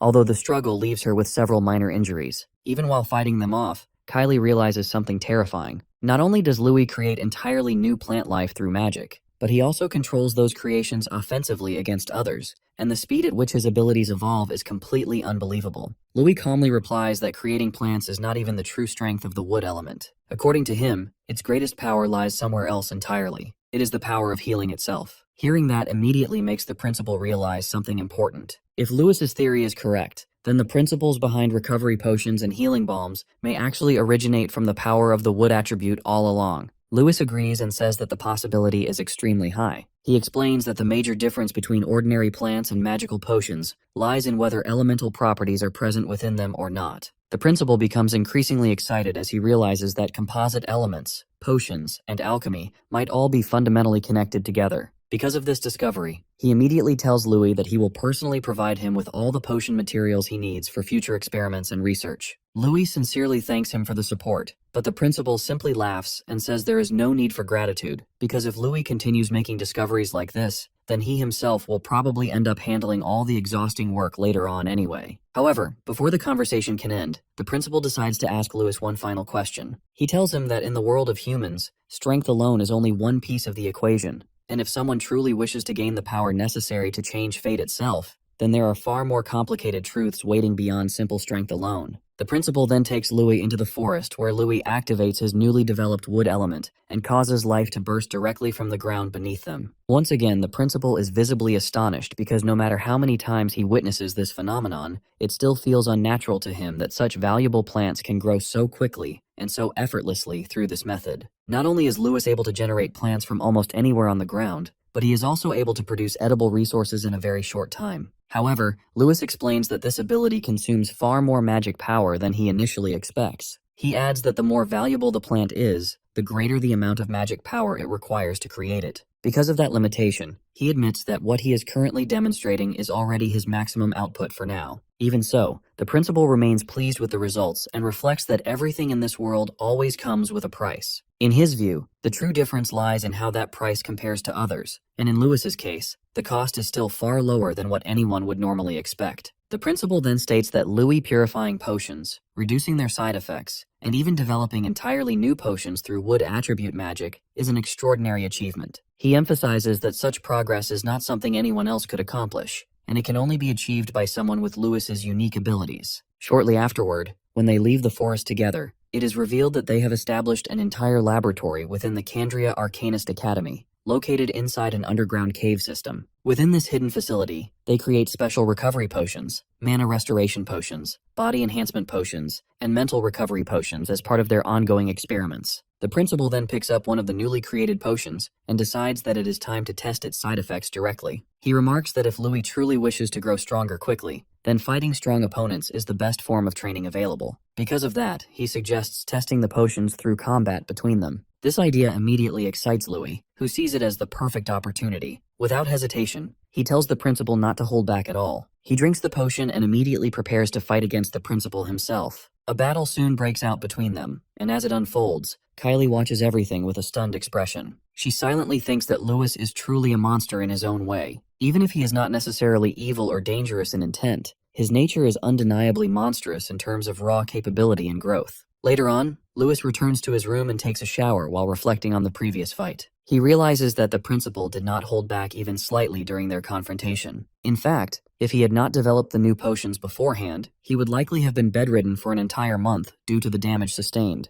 As he rests, he begins thinking about what kind of new potions he could develop next, and how he can further improve his abilities. However, when Louis enters his room, Kara is already there, staring curiously at an empty potion bottle. Louis is immediately surprised and becomes slightly nervous upon seeing him there. Kara calmly asks what the bottle is, and Louis quickly lies, saying that the principal gave it to him for his safety and that it is part of an approved technique for potion development. However, Kara does not believe this explanation at all. Without hesitation, he walks straight toward Louis, causing Louis to become increasingly nervous, thinking that he might have been caught. In reality, Kara immediately confesses that he is the one who created the potion. Louis quickly tries to deny it and claims the accusation is baseless, but no matter how much he tries to explain himself, it becomes obvious that he is a very poor liar. Eventually, he gives up and admits the truth, asking how Kara manages to figure it out. Kara explains that he observes the principal closely and deduces everything from subtle reactions and behavior. Louis becomes slightly uneasy after realizing how perceptive Kara is, but he still asks him not to tell anyone about this because he wants to avoid unnecessary trouble. At that moment, Kara takes out a written contract and presents it to him. When Louis reads through it, he realizes that the terms are actually quite favorable. The agreement allows the potions to be diluted before distribution, which helps avoid drawing attention. Kara then places the potion inside a container and explains that Louis must allow the trading company to handle distribution in order to keep his identity hidden.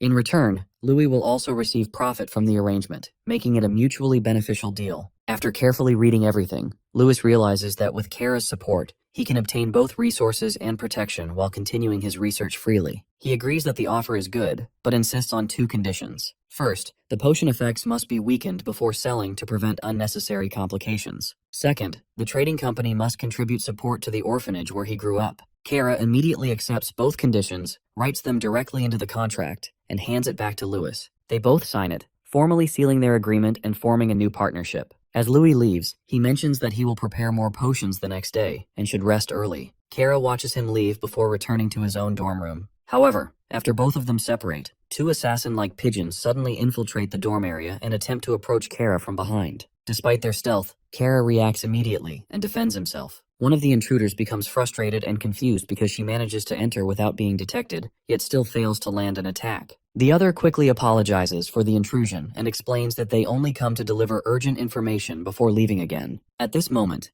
it is revealed that Kara is actually a girl who disguises her identity in order to attend the academy. She then hands the contract to her two apprentices, who react with confusion because they cannot understand why such a significant agreement is made for Louis specifically. One of them remarks that if this plan succeeds, their trading company could rise to become one of the most influential in the eastern regions. The other apprentice is equally impressed, but questions how a boy as young as Louis could even come up with such an arrangement. Kara silently acknowledges that Louis possesses extraordinary potential. The apprentices then ask what would happen if Louis eventually betrays them or supports another heir to the throne. In response, Kara states that this is precisely why she has a request for them. She explains that she intends to secure control over the orphanage because she believes Louis is fundamentally a kind person and deserves protection. After giving her orders, she dismisses both apprentices, who transform back into pigeons and fly away. Kara then looks up at the moon, thinking about how the midterm period is approaching soon. She realizes that they must accelerate their plans, because at this stage, all she truly hopes for is that Louis will eventually reveal his true identity to the heir to the throne.